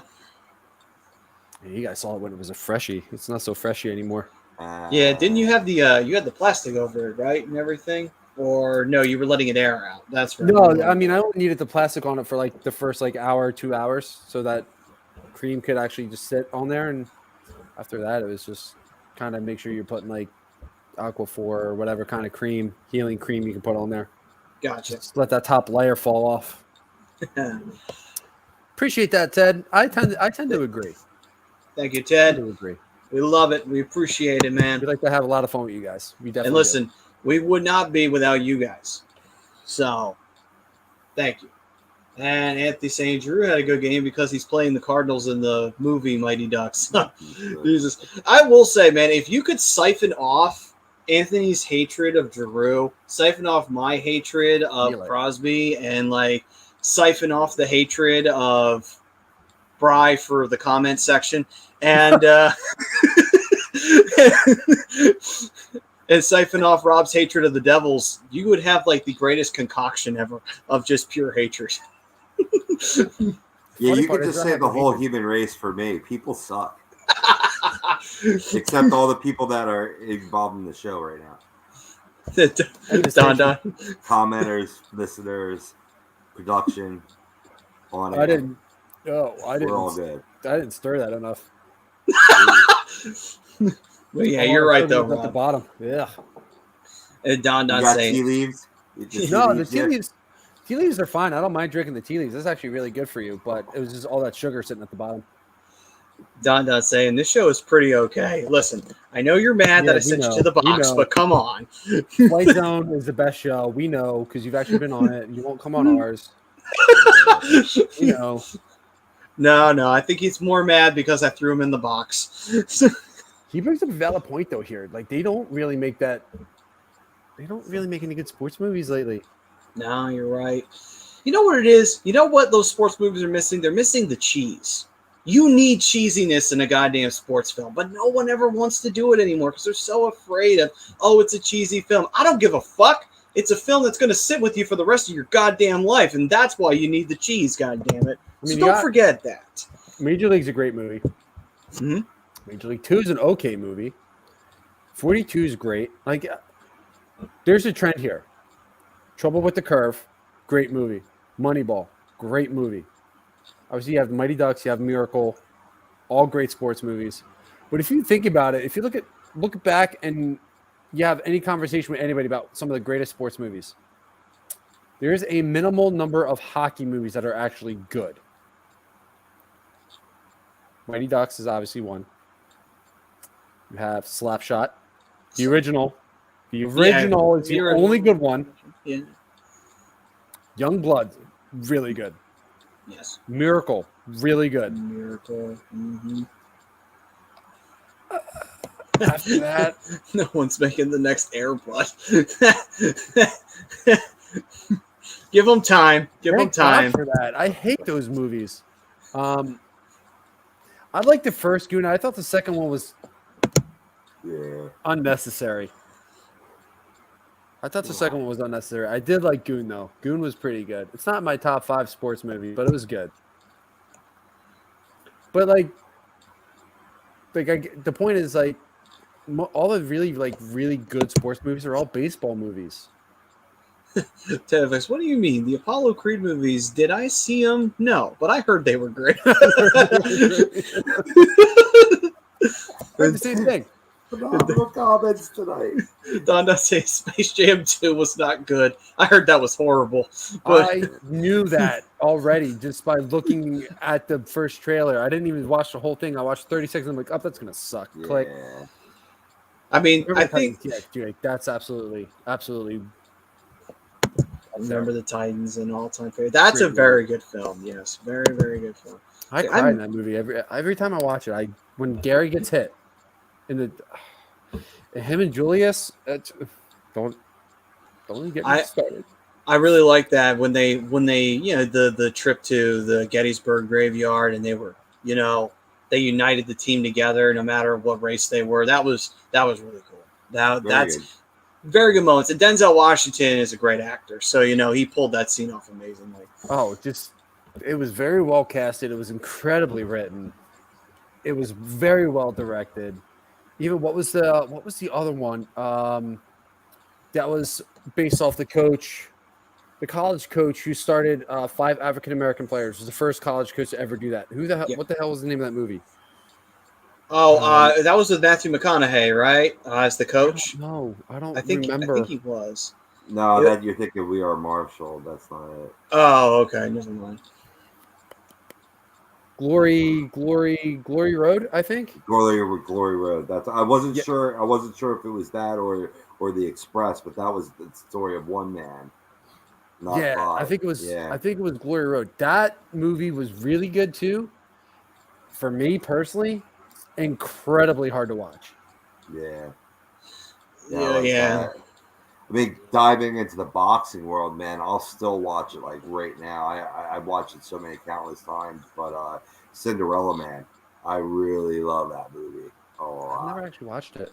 What about Ali? Never watched that either. It was decent. I don't know. I'm still mad they ripped off my idea. I had this script half written in college where it was called Ali and Joe, and I wanted it to be about their relationship, Muhammad Ali and Joe Frazier, and I wanted Will Smith to play Muhammad Ali, and I wanted Omar Epps to play Joe Frazier. It would have been perfect. And they only did half. You sons of bitches! Fuck you, Hollywood! And won so many awards and made money. All right, you guys are proving my point here. Benny, you guys are just proving my point here. Kingpin. There are better. Okay, there are more better sports movies than I thought. But I mean, if you think about it. All these movies are before the year 2005. Most of them. A lot of them, yeah. Ted FX said I saw it. Yeah, it was Glory Road. And then Jay Friel saying The Fighter with Christian Bale is a good boxing movie. That actually was a pretty decent film. Most boxing movies are always going to be good for some. You know what I mean? Like there's very few poor boxing movies dating back from Raging Bull, Rocky, of course. You know what I mean? Try to name a bad boxing movie. That's a challenge. There's a really shitty B movie comedy called Ricky, which was a spoof of Rocky. That was so. And the only reason I know it is because one of the guys I follow on YouTube, the Angry Video Game Nerd, did a review of it for some reason. And $1 Million Baby. Another Yeah. great example of a boxing movie. Great boxing movie. Oh, yeah, here's one, but I kind of liked it too. Play It to the Bone. Woody Harrelson. What's the Spanish actor? Antonio Banderas. Where they're on a road trip and they were like subbing in for a card. Oh my God! Someone's jumping up and down with the gritty mask. I love it. This is what I'm talking. That's what you need in the Flyers games. Jake, this is why I love you. The best sports movie of all time is Basketball. Yes. If nobody's ever seen that movie, you have to see this movie. Yes, agree. It is. I mean, it depends on your taste of comedy too. So if you're a big fan of South Park, you're gonna love this movie. But it's Trey Parker, Matt Stone, playing two guys who created a game in the driveway that turns into a professional game. They become professional athletes, and it's just the comedy that's written in this movie. Can be a little crude at times, but it's probably one of the funniest sports movies, one of the funniest movies overall that I've ever seen. And congratulations to Mark Recchi, who made it into the Philadelphia Sports Hall of Fame. Come back to us like Rick James. Please coach this team. Anthony does not think so. He thought that basketball was. No, only my friends can call me Pickfucker. Anthony, you're good for what it was. A bad boxing movie. Floyd Mayweather versus Manny Pacquiao. yeah. True story. Benny's Nation, Benchwarmers. I liked Benchwarmers. I thought it was actually funny. Yeah, it was. It grew on me the more I watched it. First time I watched it, I thought it was like, this is dumb. And then I watched it again and again, and I'm like, this movie really isn't that bad. Yeah. I forgot about that. That one, I wanted to see that movie, and it went over my radar. Just went right over my radar. Hands of Stone, Bobby Duran. Yeah, I have never seen that. I've never even heard of it actually. I remember when it came out, but I just never followed through. It's a pattern in my life. You usually would be discussing a hockey game right now, but it's okay. 6-1. It's 6-1. It's 3:23 left, so the Flyers should be good here. Keyword should. Just like JJ and Jonesy, when the game's lopsided, you gotta bring up some movie talk, some entertainment. You know what I mean? Like, and it's like that's always great for conversation. Like fellas, anybody tuning in that doesn't tune into us during the off season, we do a lot of that stuff, a lot of pop culture, movies, music talk and stuff like that. Trying to mix it up a little bit.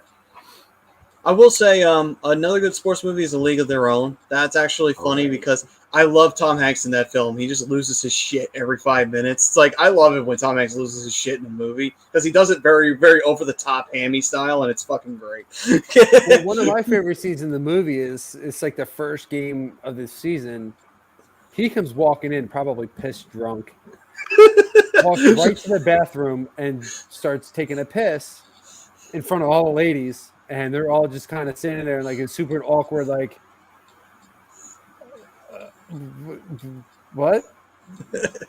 Is he really doing that right now? So like it seems like that. Like I'm with you, Ant. Like there's a lot of movies out there that I get. I love Field of Dreams. I love For Love of the Game. That's another great baseball movie.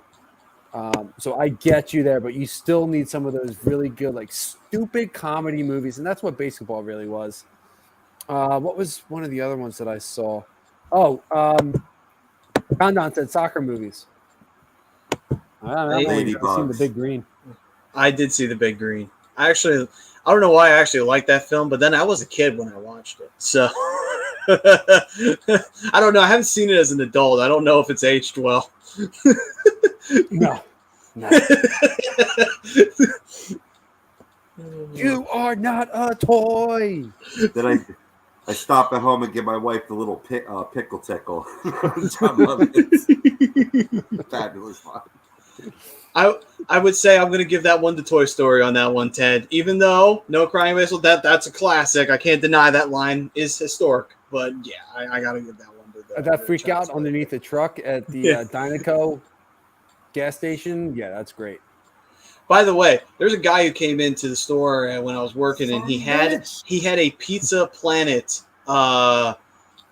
hoodie. And I was like, oh my god, that is fucking badass that he has a Pizza Planet hoodie. Dude, it's all good, brother. I'm not judging anybody. I'm going to break your balls a little bit, but there's no judgment. Obviously, there's respect behind it. I mean, not everybody watches movies. Yeah, It's all good, man. You got to call that, but I mean, look, another penalty trying to get them. I mean, at this point, it's fruitless, but still. Yeah, but this is something for the Flyers to do. You know, it's just like, all right, don't give the refs a reason to fucking call a penalty on you, because apparently they want to call you for anything. So. Right. No, well, the thing is with cross-checking, they're trying to really like hammer down on it. So it doesn't matter how minuscule it is. True. If they see you go in this direction, they are calling it. True. Yeah, so maybe Konechny don't do that. Yeah, exactly. No, yeah, and I'm not taking that away, because Konechny is just, God, you talk about a tire fire right now. He has been one. But I will say this too. I've noticed one slight thing. There's been a slight inconsistency though, when it comes to the cross-checking call, where you'll see players do this and refs will not call it. I get it; they're not trying to call every single little thing, but the league wants you to start making it more of a prominent call again. It's like, I don't know. It seems like some refs are making more of a effort for it. Some are missing it, or they're just not. You know? Well, here's my question: are they actually calling a cross check, or are they calling where he has maybe his situation where he's got his one hand closed, one hand open, and he's actually just shoving him? That's the thing. My question. Yeah, that's the thing, and I get it. It's tough because you don't want to call it every single time, but at the same time, it's like, I just feel like you can see it happen, or it may look like it's happening and the ref's not calling it, and it feels like, wow, I'm noticing a slight inconsistency in it, which I figured was going to happen, but it's just, you know. Yeah, no, and yeah, I mean, like, I get what you're saying, but at the same breath, you know, you can't. I mean, I've seen them call less cross checks than that. Yeah, in other games, but if they see that two hands closed on a stick and that push forward, well, they have to. Then you know you got. They're cracking down on that, even if it's the slightest little, you know, shove. But like I said, if sometimes they won't call it if you keep the one hand open, one hand closed, and it's more of like a shove. They won't call that if they can see that you're not actually cross checking. Yeah. But that's why I asked, because. Yeah, I got you. You know what I mean? That little detail makes a big difference. No, you're right. You're right. And funny enough, though, I've never watched Seabiscuit, and I actually have no desire to. I just don't. Oh, that's a fabulous movie. That's another good movie. I don't know. It's just it's horse racing. I'm not interested in horse racing, probably because I don't gamble. And it's official. Flyers win 6-1, and there you go. That's what I'm talking about. Putting a beat down on those fucking Devils. Here you go, Don. This is for you. Because of this comment here. Because I remember that movie. Flyers victory, everyone gets Das Boot. Hey, I know why we didn't notice Frosty got hurt, because he just came off harmlessly off a line change, according to Jordan Paul. Like, that's what's peculiar about this. Never returned to the game, you know, speaking of which. So that's going to be something to keep tabs on, as there's no immediate word now why he exited or wasn't able to return. I mean, COVID things have been popping up too. You know what I mean? You think maybe he got pulled due to COVID? Probably not. I mean, I feel like that's something they would have known ahead of the game. They would have known ahead of the game. But but yeah, I mean, there have been instances where they have pulled guys out of the game for that, like moving on earlier. But I mean, could be. I'm going to say probably not. But I'm not going to leave that out of the realm of possibilities right now, especially with the world we're living in right now. And Frank, that's a glorious comment right there. That FX 3 in a row. Don saying, let's go Flyers. Thank you, man. And Ryan Swoop had this to say. He said, What do you believe was the Flyers' best game all year? Not necessarily score-wise, but what game did they look the best in your guys' eyes? Oh, I got an easy answer for that. When they played Edmonton on that Western Canada trip, they matched their intensity, they matched their speed, they absorbed their blows as they had a great offensive presence, but just waited for them to make the mistakes and peg them off. I think that was the most complete game that the Flyers played this season. If they can get back to that style of play, and it's not easy, you know what I mean, because it requires patience, sitting back a little bit, where you know, rather than people are on your ass to push the play, but. That was just a nice balance in that game. I don't know if you boys remember what I'm talking about. No, that was a tough game. That was a very intense game, and the Flyers did come out on top on that one. I like that suggestion too, Ryan. The Washington game, that was also pretty. I think that was right around the same time period, was it not? Yes, and I believe it was Washington's first loss at home too. Right. So they're capable. DB, Daddy's back. What up, DB? And for me, I would say only because they controlled the game, except, well, they didn't at first, but then after a great save from Hart, they just took control of the game, had it by the throat, and never let go. The Kraken. They absolutely dominated that game, and they had control over it for almost the entire 60 minutes. Yeah, it was the Kraken, but still, that's impressive. It shows that it's like, okay, when this team is on and this team's got everything clicking, they can be a dangerous team and a dominant team in the league. And that's what you want to see. You want to be able to see your team be able to take teams that you should be dominating and dominate and not look like you're struggling against. To answer Ryan, like, I'm going to say the Vegas game the other night. I thought they looked really good in that game. You saw a bunch of hustle out of them. They were beating they were beating faster players to pucks. And, you know, they played with an intensity. They didn't get themselves down, even though Vegas climbed back into it twice. You know, they tied it up 1-1 after one. Came back out and scored a goal early in the second period. They kept up the pace. Vegas, again, at the end of the period, ties it back up. Third period, come out, boom, score two more. So the resiliency in that game, to me, was one of the better games that they've showed that. And to beat a team like that, a top team in the West, I know in the standings they don't look like it right now, but it's kind of a cluttered Western Conference, just like it is in the East. I thought the resiliency in that game, for me, was one of the biggest factors in why they won that game. And they're really building off that victory here now. Like, they're playing a much more confident game. And I think a win like that over a team like the Vegas Golden Knights has a bigger impact than – and I'm not taking anything away from Rob's answer, because Rob, that was a great answer, is the Edmonton game. Because, again, that's another tough West Coast team. Coming off of 10 wins in a row or 10 losses in a row, I think that's huge.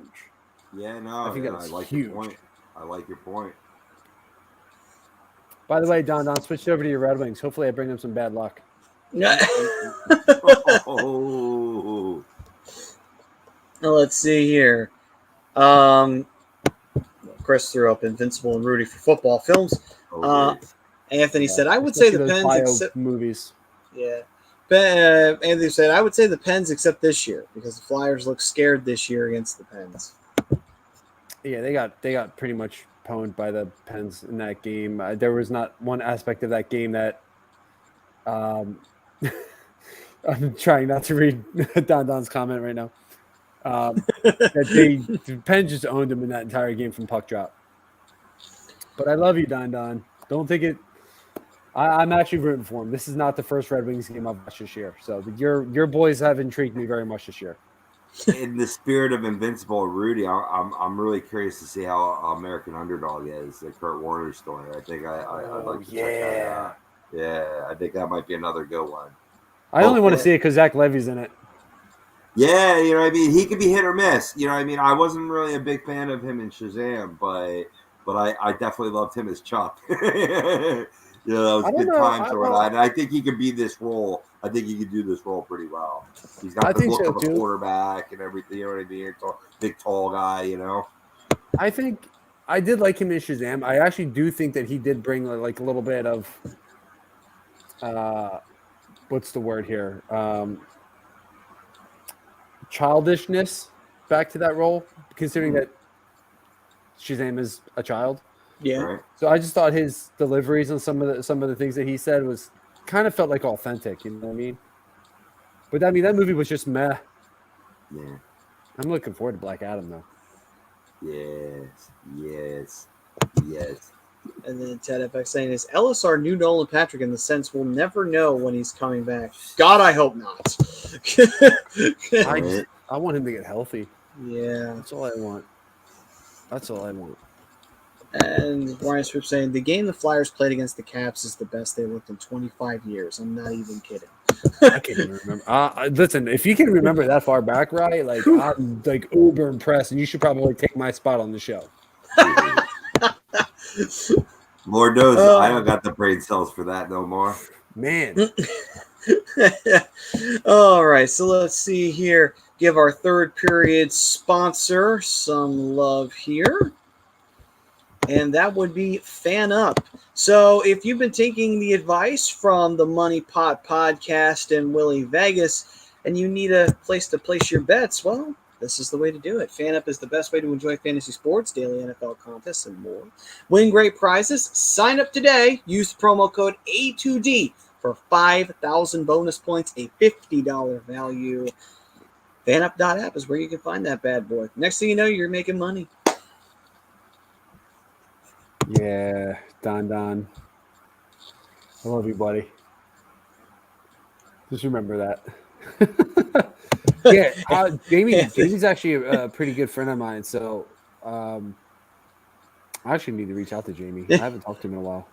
But yeah, I mean Jamie's one of the more knowledgeable guys that we've had on the show, and you know, he has a ton of knowledge, and he does a great job over at the Flyers Nitty Gritty. Yeah. And Anthony's saying 25 years they played their best. You must be on some good drugs. I mean, he's had good games since then, but I mean, I would take Ryan's word on that. And, you know, I would definitely say that that's probably true to that probably actually being their best game. But I don't know, to me, like the way you build off, you know, you go into a game like Vegas, you're expecting, all right, it's 11-game losing streak. You're going to tie the season high with the Islanders, but to go out and that was clutch on their part to go out and beat Vegas in Vegas. Yep. No, Red Wings scored. See, you tried to give him bad luck. You did the total opposite. Actually, I really wanted good luck. I love. I'm trying to support Don here. Let's see here. So let me pull up our shootout segment sponsor. And that is Dr. Paul Vidal over at Specialized Physical Therapy. Brian, you know them very well. They helped out your shoulder. And you Best can in the get biz, baby. Yeah, and you can check them out at Cherry Hill of Burlington, New Jersey, and visit them at specializedphysicaltherapy.com to make yourself an appointment. They even have concussion services available now, too. So they added more treatments out there for anyone suffering from so many physical ailments. And, yeah, you go see the doc. Everything will be taken care of.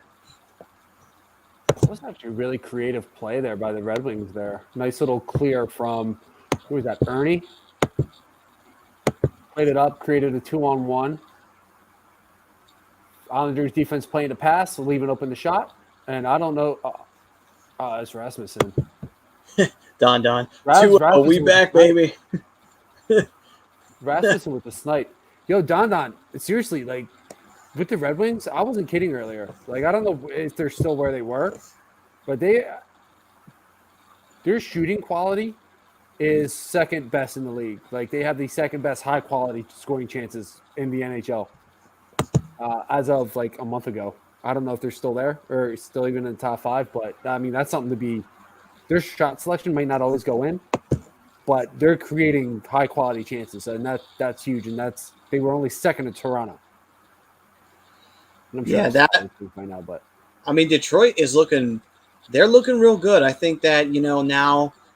I think we're starting to see it. Detroit's finally getting past that period where you had to rebuild. Now it's like, okay, maybe they're past that point now. Now it's putting it together.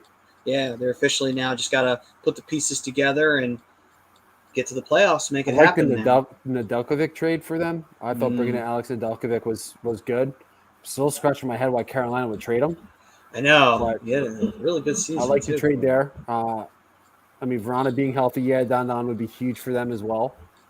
But all the young pieces they're coming in, Cedar has been really good for the Red Wings, and Lucas Raymond, obviously, huge impact for this team, and I think he's either tied or second to Zegras in points, and you're probably looking at those two for the Calder.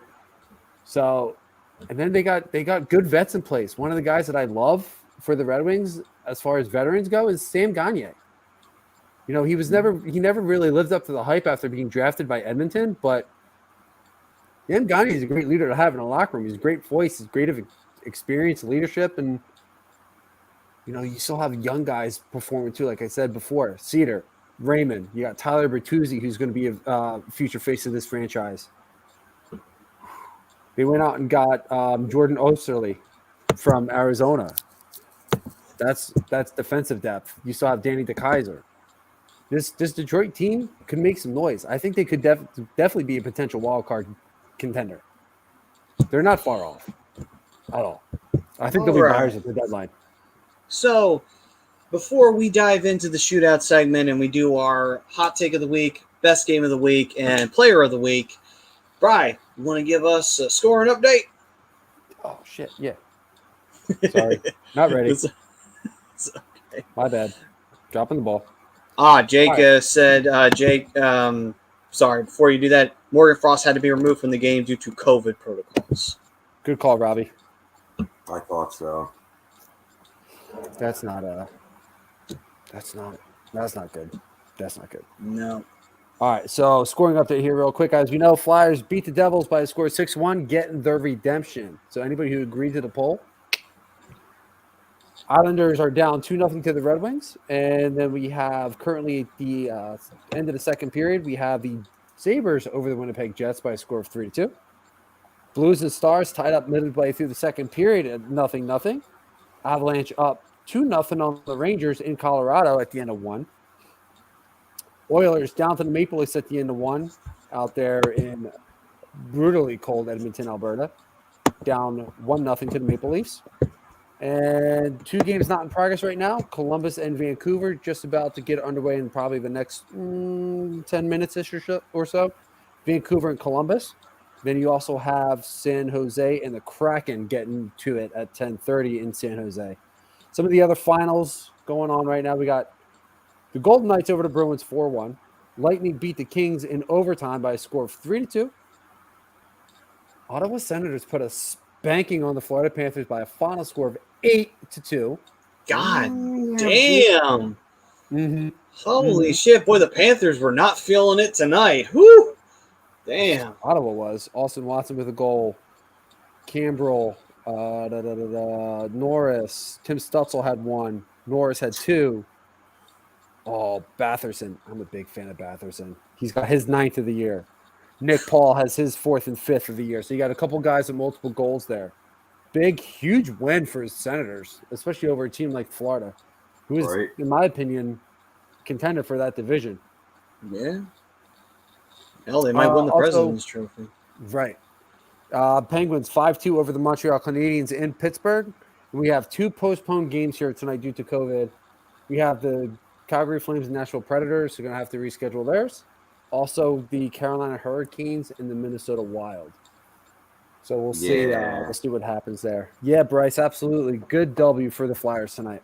Absolutely. Hurricanes having a bit of an outbreak there, and Vancouver was actually doing some additional testing. This had to have been done probably around by 9 p.m. And I just checked their Twitter account. It seems like the game will be going on as scheduled, but it was very iffy whether that game was going to be played, the Vancouver-Columbus Blue Jackets game that you mentioned, Brian.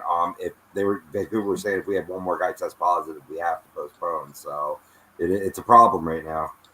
It is definitely a problem, and unfortunately, when this happens, you can't.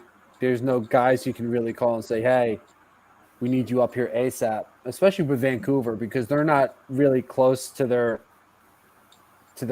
AHL affiliate, which I believe is Utica. I believe that's theirs, and I think they're upstate New York, if I'm not mistaken. I probably am, but it's tough. You can't get these guys up here in time to play these games, and then you don't really want to spread it anymore. This is kind of reminding me a little bit of the measles. It's going to spread a little bit, but it will stop. Yeah. Oh, for sure. It will stop. It's just, unfortunately, like, it sucks, but it's got to make its rounds. Yep. And I hate it. Trust me, I hate it. I don't want to see these games postponed. I don't want to see anybody getting sick. I hate this.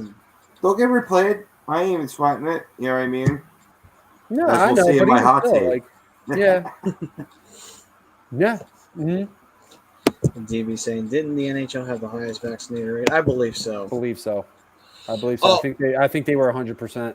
Oh, and by the way, Evander Kane, what the fuck, dude? He got caught with a fake vaccination card. It's like, bro, come the fuck chilling with that. He's chilling with Antonio Brown down in Tampa.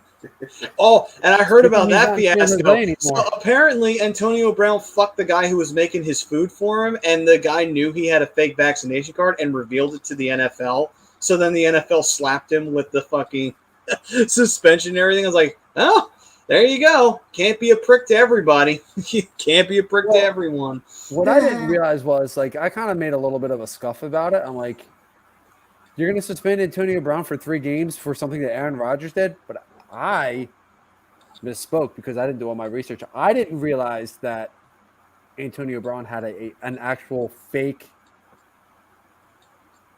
card, which Aaron Rodgers did not. He just never really specified that he was vaccinated or not. He lawyer speak his way through it. So it makes sense. So now it all makes sense. I'm not as butthurt about it, but I was like, at first I'm like, you're going to give Aaron Rodgers 1 game, but Antonio Brown's going to get 3 for the same thing. But it really wasn't the same thing. So Gotcha. Yeah. No, I like that initial analogy though. You know what I mean? Like that it's favoritism. You know what I mean in the league. But yeah, no, I get you. Oh, good luck with that one, Rye. I don't think they're letting go Horvat anytime soon. Benning's gone, so I don't think that deal's happening. But anyway. Cut it off getting Brock Besser. Yeah. All right, gentlemen. Time for the shootout. What would you say is your hot take of the week? And since Rob has a hot take he wishes to share, I think it'd only be fitting that we let him go first. Oh, we're going right at the hot take, right off the jump street. All right, well, we referenced it before, and you boys know, or anybody that's followed this show for a long period of time know, I love the Olympics, specifically the Winter Olympics. But I say that the NHL would be absolutely right to keep players out of the Beijing Winter Games, especially as we've been talking throughout the show with the vast amount of players popping up in COVID protocols in hockey, in NFL, and in NBA. I think the boys, you know, this is a bold statement from me. I love the Winter Olympics, and I'll still watch, you know, whatever team that USA can put together, watch some juniors play. But I think the NHL players should stay at home. I agree. I absolutely agree, 100%. I don't necessarily think that's like a super bold take because with everything going on right now, for everything you just said, it's the only thing that really makes sense and keeps not just the NHL players safe, but some of the other global athletes, and just kind of condenses some of that spread. Yeah, I mean, we don't really know what they're planning on doing in terms of controlling the spread of it, and China's had a bunch of more new cases that have been shooting up recently and everything, so it's an understandable fear. You know, and me personally, too, you know, like, in terms of the smart thing to do for the league, the smart thing would be not to have the players go. Because it's like, well, do you want to put your season at risk of not even being finished and then having to do a bubble again? Because you could very easily get that situation. Because what happens if China doesn't have good control over the situation for the Olympic Village? The next thing you know, there's a big COVID outbreak. Maybe a lot of those guys who get sick are NHLers. And then you're in a lot of trouble then. Right. Yeah, I mean, absolutely. I mean, especially with organizations now starting to up their requirements to get into games anymore. Because I know the Flyers you gotta have to have a vaccination card now or 2 negative tests to get into the games. Anaheim, I think, is doing the same thing now at the Honda Center.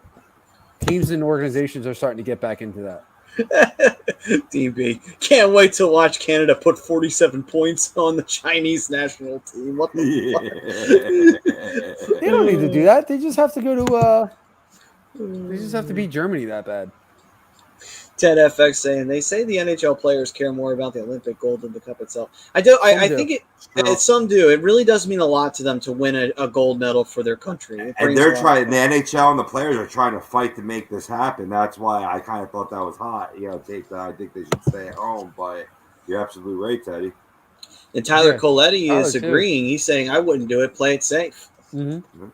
Yeah, no, I'm all about playing it safe right now. I mean, like everybody else, I'm done with this. I'm over it. I'm ready to get back to normal life, whatever normal is going to be after this. And let's just get back to living our lives. We too many of us are living life in fear right now, and it breaks my heart because this is not what we're meant to be doing with our life. Like, life is short enough as it is, and it's just. But anyway. if they do send NHL players over, can they please send Keith Yandel so he can catch COVID, please?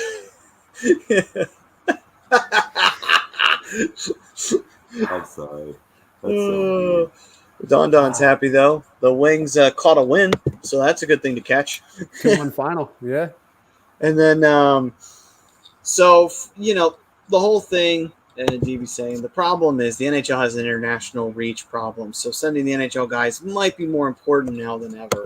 It's a good point. Depending on the area, yeah, no, absolutely. I mean, there's so many leagues throughout the world, especially in Europe. There's like 17 different leagues in Europe, and you have the KHL. And China does have a team in the KHL. So that actually could go a long way of that team getting supported if players play in the Olympics. But unfortunately, like we're all pretty much in agreement here. It's about keeping the people safe.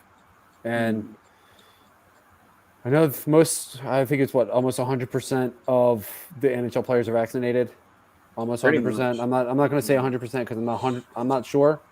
But it's damn near. It's about keeping the spreads at minimum, especially for the Olympics. It's keeping all the athletes safe. And I think that should be the number one priority. And then refocus after whenever it is we go back to whatever normal is going to be, then we start really focusing on getting back to the international reach and getting players to come back over. And it's just everything in this world is a mess right now. And I mean, it's all about keeping people safe and just getting back to normal.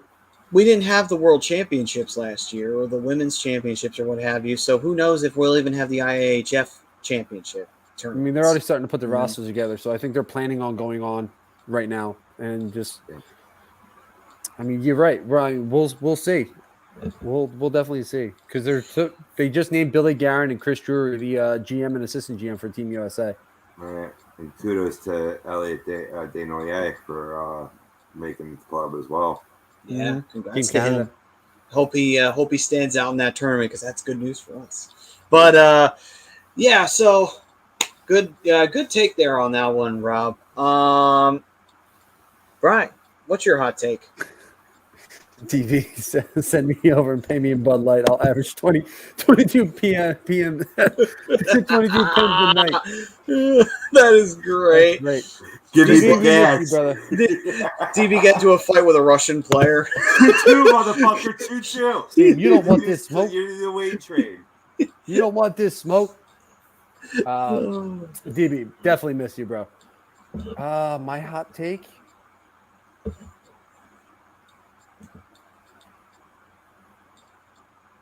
Travis Konechny scores a goal in this next game. Okay, then. That's a good hot take Scores right the goal there. against Montreal. All right. He does have some unfinished business with Montreal. You make a good point there. Anything particularly you saw tonight that could lead to that in terms of good play? Not really. I mean, he was kind of like invisible most of the night, except for that one cross-checking penalty. Yeah. I mean, I really don't remember him being out on the ice that much, but I mean, he's long overdue. Yeah. And that's why it's hot, dude. Mm-hmm. I just have a feeling TK is going to be the guy that he's going to light the lamp. Nice. All right, my hot take next week here on the show, Tuesday, Flyers blow the Capitals right out of the fucking building. Right out of the Wells Fargo Center. Fucking A. I like Of course. The one Tuesday I'm not going to be here, right? Blow those Capitals right out of the fucking building. Fuck off, Ovechkin. You and your attempt to catch Gretzky. You ain't doing it on us. Go away. And can the Capitals just be irrelevant, please? Them and the Penguins, just start being irrelevant. No, you had your days in the sun. No one wants to see you anymore. I'm getting tired of looking at your fucking jerseys. Anyway, moving on. So, on to our player of the week. Gentlemen, who you got? I'll go first. And sadly, he had to miss Sunday's game due to COVID-19 protocols. But he was second star of the week anyway last week, and that's Sebastian Aho from the Carolina Hurricanes.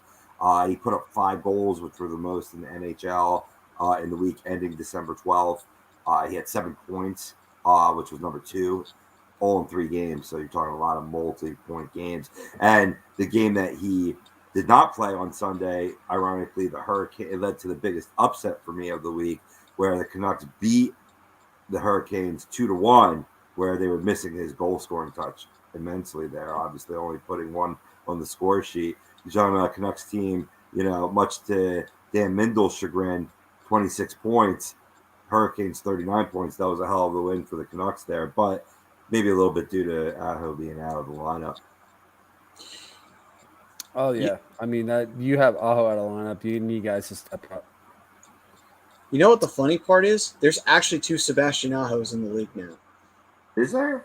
There is. There's a player with the exact same name, and they are not related.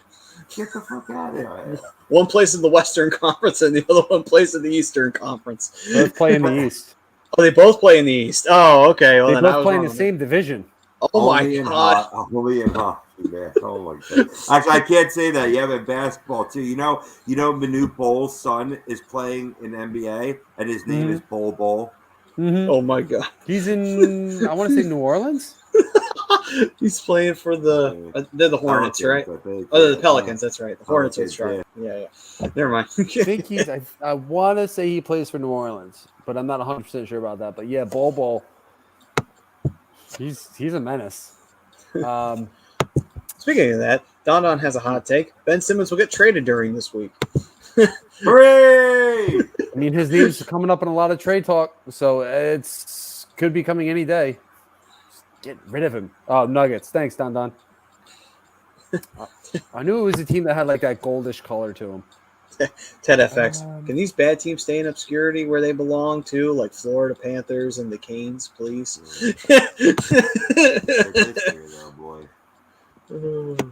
All right, then. Player of the week? Yep. That's tough.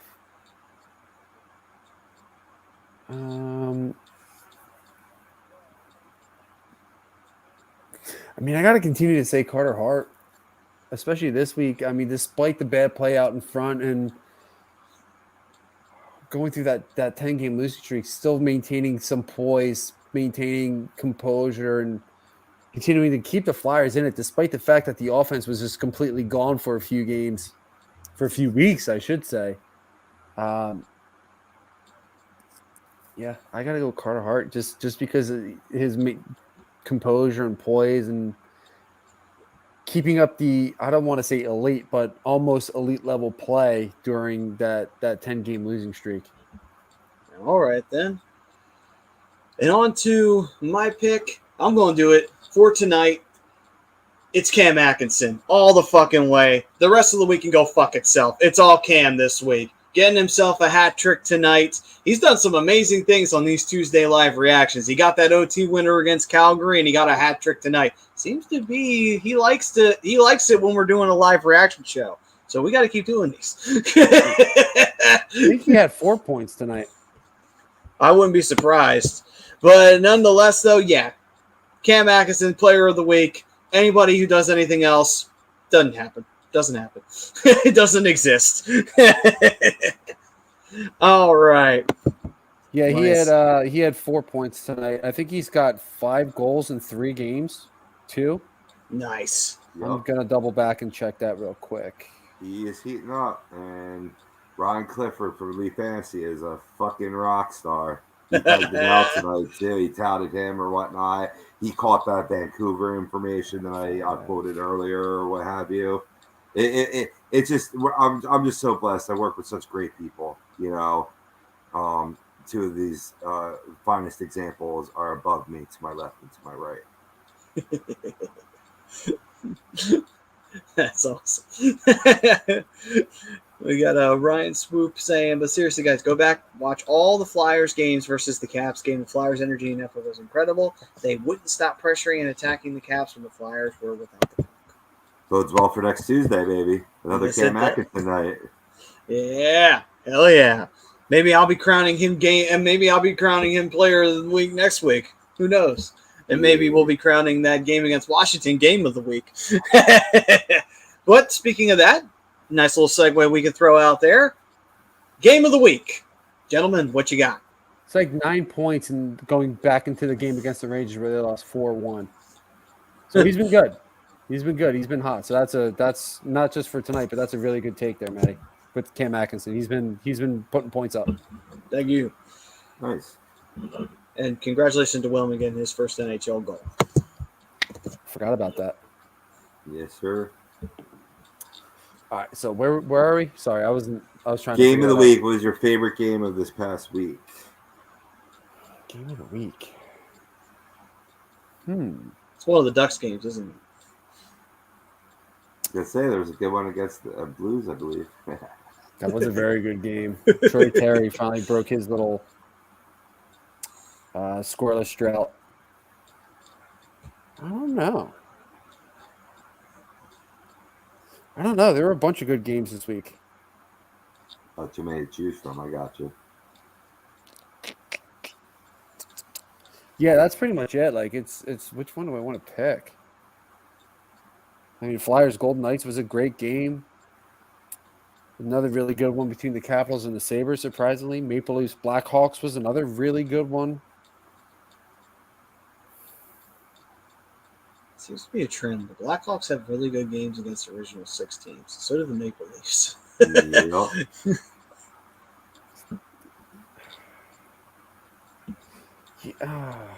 Don, game of the week. Ottawa 8-2. That's another one that I'm kind of that's thinking. not a bad one too. Sort of a surprise and just good on Ottawa, you know. Oh, that explains why that game was not actually on an NHL Network last night. The Calgary-Chicago game. I didn't realize they postponed that. Yeah. Yeah, I think 3 games for Calgary got postponed. Yeah. I will go with the Anaheim-St. Louis game because that was a much-needed win for Anaheim. And they were all over St. Louis early on, and St. Louis figured out ways to stay in this game. And Troy Terry had 2 gorgeous goals to not only tie it and force overtime, but to get back to overtime and beautiful shootout goal to win it. Penalty shot, not shootout, penalty shot. Was huge and it keeps Anaheim rolling and puts them back into first place. And it's just just can't believe how good of a hockey team they are right now. And a lot of it is coming from their forecheck, and their defense is playing solid. Jonathan Gibson and Anthony Solars have been phenomenal in net. So I think Don and Sam, I'm so curious to see how far the Ducks can go. So am I. Like I expected them to be a top 5 draft pick again this year. Like not to be sitting on top of the Pacific Division right now. That was another really good game, Benny. Yeah, the Kraken and the Blue Jackets. Yep. I almost picked that game. That was my number 2. My number 1 was the aforementioned Blackhawks Maple Leafs game. Back and forth affair, tied 4-4, minute left. And sorry, Priz, if you watch this in the after, in the replay, but the Leafs popped the game-winning goal there with about $1:15 left. It was a hell of a game to watch, though. Phenomenal game. And Chicago's really turned their season around too since firing their coach, and right. bringing in their interim, and Anthony was saying something earlier about Kane, Taves, and Fleury being on the trade block. If they can climb back into a playoff spot, don't count on them trading any one of those guys because they're still young enough that they could be a nucleus and run a second dynasty. Mm-hmm. As for me, my game of the week, I don't care. I'll go homer all the way through and complete a hat trick of my own. Flyers versus the Golden Knights. They needed that win. Doesn't matter what the situation was. If they don't win that game, we are in even more fucking trouble than we were 5 minutes ago. So, big win for the Flyers. Carter Hart doing an amazing job in net. And the Flyers not giving up, not getting rattled, nothing. Beating the Vegas Golden Knights when they had to. And then managing to beat Arizona the following night. Yeah, it may not sound like a great accomplishment, but when you do it back-to-back, and for the Flyers, it means a lot. So I'll take it. That will be the game of the week for me. You know what? I'm going to change my hot take. What's the hot take? It's going to take a little time for this one to come to fruition, but Maple Leafs get to the conference finals. Okay. They break their first round jinx in a big way. I think if they could break the first round jinx, they're going to make a deep run. I think there's a good chance believe- they actually rep the Eastern Conference for the Stanley Cup final with the way they're playing right now. I can believe it because, we've seen it in the history of the team where, they break a curse and then it fuels their fire. We saw it with Washington. They finally beat Pittsburgh in the playoff series. They won the cup. You know how I could see it? Because it'd be another classic example of Poe predicts something the year before it happens. That's the trend that should be sweeping through Twitter right now. Well, I think I broke it down either last week or 2 weeks ago or something like that. But with Toronto, they're getting their point production from their guys, which kind of expected. Nylander, Tavares, Austin Matthews, all those guys, they're doing their jobs. Jack Campbell has been amazing in net for him. But the one really thing that is standing out for me with this Toronto Maple Leafs team is the defense. The defense has come so far from where they were last year. Last year, I think that was a huge reason why they couldn't get out of the first round because they couldn't play defense. They couldn't stop the team from scoring, despite Jack Campbell being pretty much standing on his head. But the defense is just – they are so much better than they were last year. And that's going to play a huge part into them making that deep run and – a little bit of a slow start, but their foot's on the gas pedal, and they look good. They look damn good. They're scary. I think they really could rep the East in the Stanley Cup final. I think this is going to – I don't say this often. I hear it from Maple Leafs fans all the time on Instagram, but I really do think this is their year. Well, we'll have to wait and see if this is truly the year that they finally do it. And now, to finish this up, Ryan said, NHL teams shouldn't be allowed to wear all black uniforms. It blends in and interferes too much with the puck. By the way, all black uniforms of the Fall Stars a few weeks ago and all black Devils uniform last week were so ugly. Yes, the Devils are officially banned from making black jerseys because they do not know how to do it properly. It's like the Flyers knew how to do it, the Devils don't. So clearly we won that. We know how to actually use the color black on a jersey. Did you know each stripe, because they had so many on the Devils alternate jersey, represents a county in New Jersey? Mm-hmm. It's 13 counties, so it's 13 stripes or something along those lines. Correct. Interesting. Mm-hmm. Yeah, although I think they should have I don't mind the design itself. The thing that throws me off about it is the fact there's just a jersey across it. It's just I don't understand. I get what they were trying to do, create a third jersey, pump up the revenue a little bit, show a little love to the state that they represent. But at the same time, it's your logo is just fine. Why not just make a black jersey with your logo and just have another color for the outline? Your logo is just fine. Well, what's wrong with it? Why would you have Jersey written across? Or, like I said, you have the Jersey Devil etched in the back, and then if you want to incorporate the jersey in script either somewhere, maybe here, or no, I'm not saying right in the middle of the face, here on the patch, you know what I mean, something like that. Then that would have been so much better for sure. Yeah, they definitely do like a more like a 3D printed like devil or something like, and like Rob was saying, put the initial logo like on the shoulder. There's so many different ideas. I don't mind the jersey itself. I actually kind of like the design because it's vintage. It's got that vintage look to it. It definitely does. The jersey going across the chest for me that I don't like. It Makes me want to wear a T-shirt that says "shirt" going across the chest. It's their T-shirt jerseys. But I like the irony in that. Like, I kind of like that. You know what I mean? Like pants, or I like wearing like underwear that says Wednesday and it's Saturday. What day is it? Hang on, let me check. It's Thursday. It's actually Monday. Apparently, I have to do my laundry.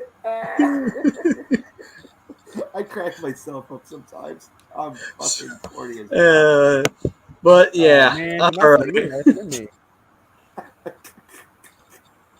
Benny's funny. They should have referenced the 16W as a throwback to the exit where the old arena sort of sat off the turnpike. That would have been cool. That would, what Flyers did for the Winter Classic, with the Pennsylvania Turnpike, sort of outlight or yeah. That place was a shithole. Yeah. Bread to Burn Arena. I did like that. I did like a little walk down the. It was like you had to walk up like a set of stairs and walk down this huge corridor across the parking lot just to get into the arena. So dumb. That place was a crap hole. I actually watched the Flyers beat the Devils there. That was kind of nice. That wasn't uncommon, actually. The Flyers used to beat the Devils all the time there. Then the Devils would beat the Flyers in the Spectrum and in the FU Center the entire fucking time. And yes, I said that right. It was called the FU Center back then, and it was a very fitting name. First Union Center. It wasn't FU. But you know what? The Flyers and the Sixers at the end of the year always said FU to everybody by getting themselves eliminated from the playoffs. So I think it was very fitting at the time. Yeah, Ryan, they're doing like that's just the beginning of the things that they're doing too. They're doing a lot of great things here, and they're adjusting to different teams and different players, and that's why I think Toronto's finally going to break it this year. That's a good call, man. It's a good call by you.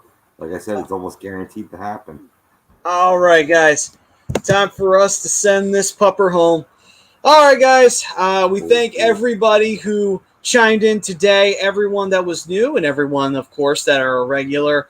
We thank you for joining us for this very fun and enjoyable edition of the Hockey Happy Hour. We were not miserable this time. I know, right? Seems like forever ago. But yes, we were happy this time. And the Flyers put a absolute beatdown on the New Jersey Devils. That always makes things, that much more special. So, once again, love you guys. Thank you very much. Thank you to all our sponsors and Body Check Wellness as well, the show sponsor right down there at the bottom. Use the code A2D, 25% off your order. THC-free products, hemp products, really good for dieting, focus, and clarity in your life. So, thank you again. Stay safe, everybody. Since you might not be able to make it next week, you want to say anything to the fans for? Fuck off. No, I'm just kidding. I'm just kidding. Ryan, appreciate it. I will definitely reach out to Jamie. Don, it's for you, buddy. No, for real. Guys, seriously, I'm heading back up to Jersey, hopefully next Tuesday, so I won't be on the show. I want to wish all you guys, seriously, a very safe and Merry Christmas. Hope you guys get everything that you want. I hope you guys get to spend time with your families, and especially you two here. My boys here, Maddie and Robbie. And I know I'll talk to you guys, I'm sure, before Christmas again, but I want to wish you guys Merry Christmas as well. I hope it's magical, because that's what this time of year is all about. Despite everything that's going on in this crazy-ass world, it's a magical time of year. It's time to bring people together and do most important is being together, being with your family. So hope you guys all have a wonderful time with your families this holiday season, and Merry Christmas, and hopefully see you guys in 2 weeks. Yeah. I'm so touching. You as Fuck well. up. No, I'm not even being facetious, being. I appreciate I appreciate it. It was from the heart. Respect. That's hot because Yes, thank you, Bri. And you we know wish how that the hot Yeah, is broken. we have a Carter Hart, but anyway. But Bri, we wish you all the same, brother. We wish that you have a really great Christmas as well with you and the fam. Oh, Patrick, you're just you're late. Hi, Pat. Sorry, we're gonna be saying bye in about 5 seconds. So sorry. Hit that rewind, brother. Hit that rewind, brother. Anyway, though, Yeah, guys, thanks, we will buddy, see man. you. We will see you next week, and we'll be doing live reactions for the Flyers and the Caps. Hopefully, the Flyers can give us a Christmas present and give us a nice victory against the Caps before we take a little break, and then we come back and get back to it for the regular season. But until then, guys, we thank you. And Oh my God! I see Don Don's Don. comment. Wow. But we thank you all for joining us, and we will see you guys next week. Yeah, that's great. I think I just pulled my groin. Oh my God, that was so funny. How could a comment so evil be so great? Horribly funny. But Oh, anyway, man. we thank you guys for joining us. We'll see you guys next week right here on the Hockey Happy Hour. Stay safe out there, everyone. Peace and love. Merry Christmas, y'all.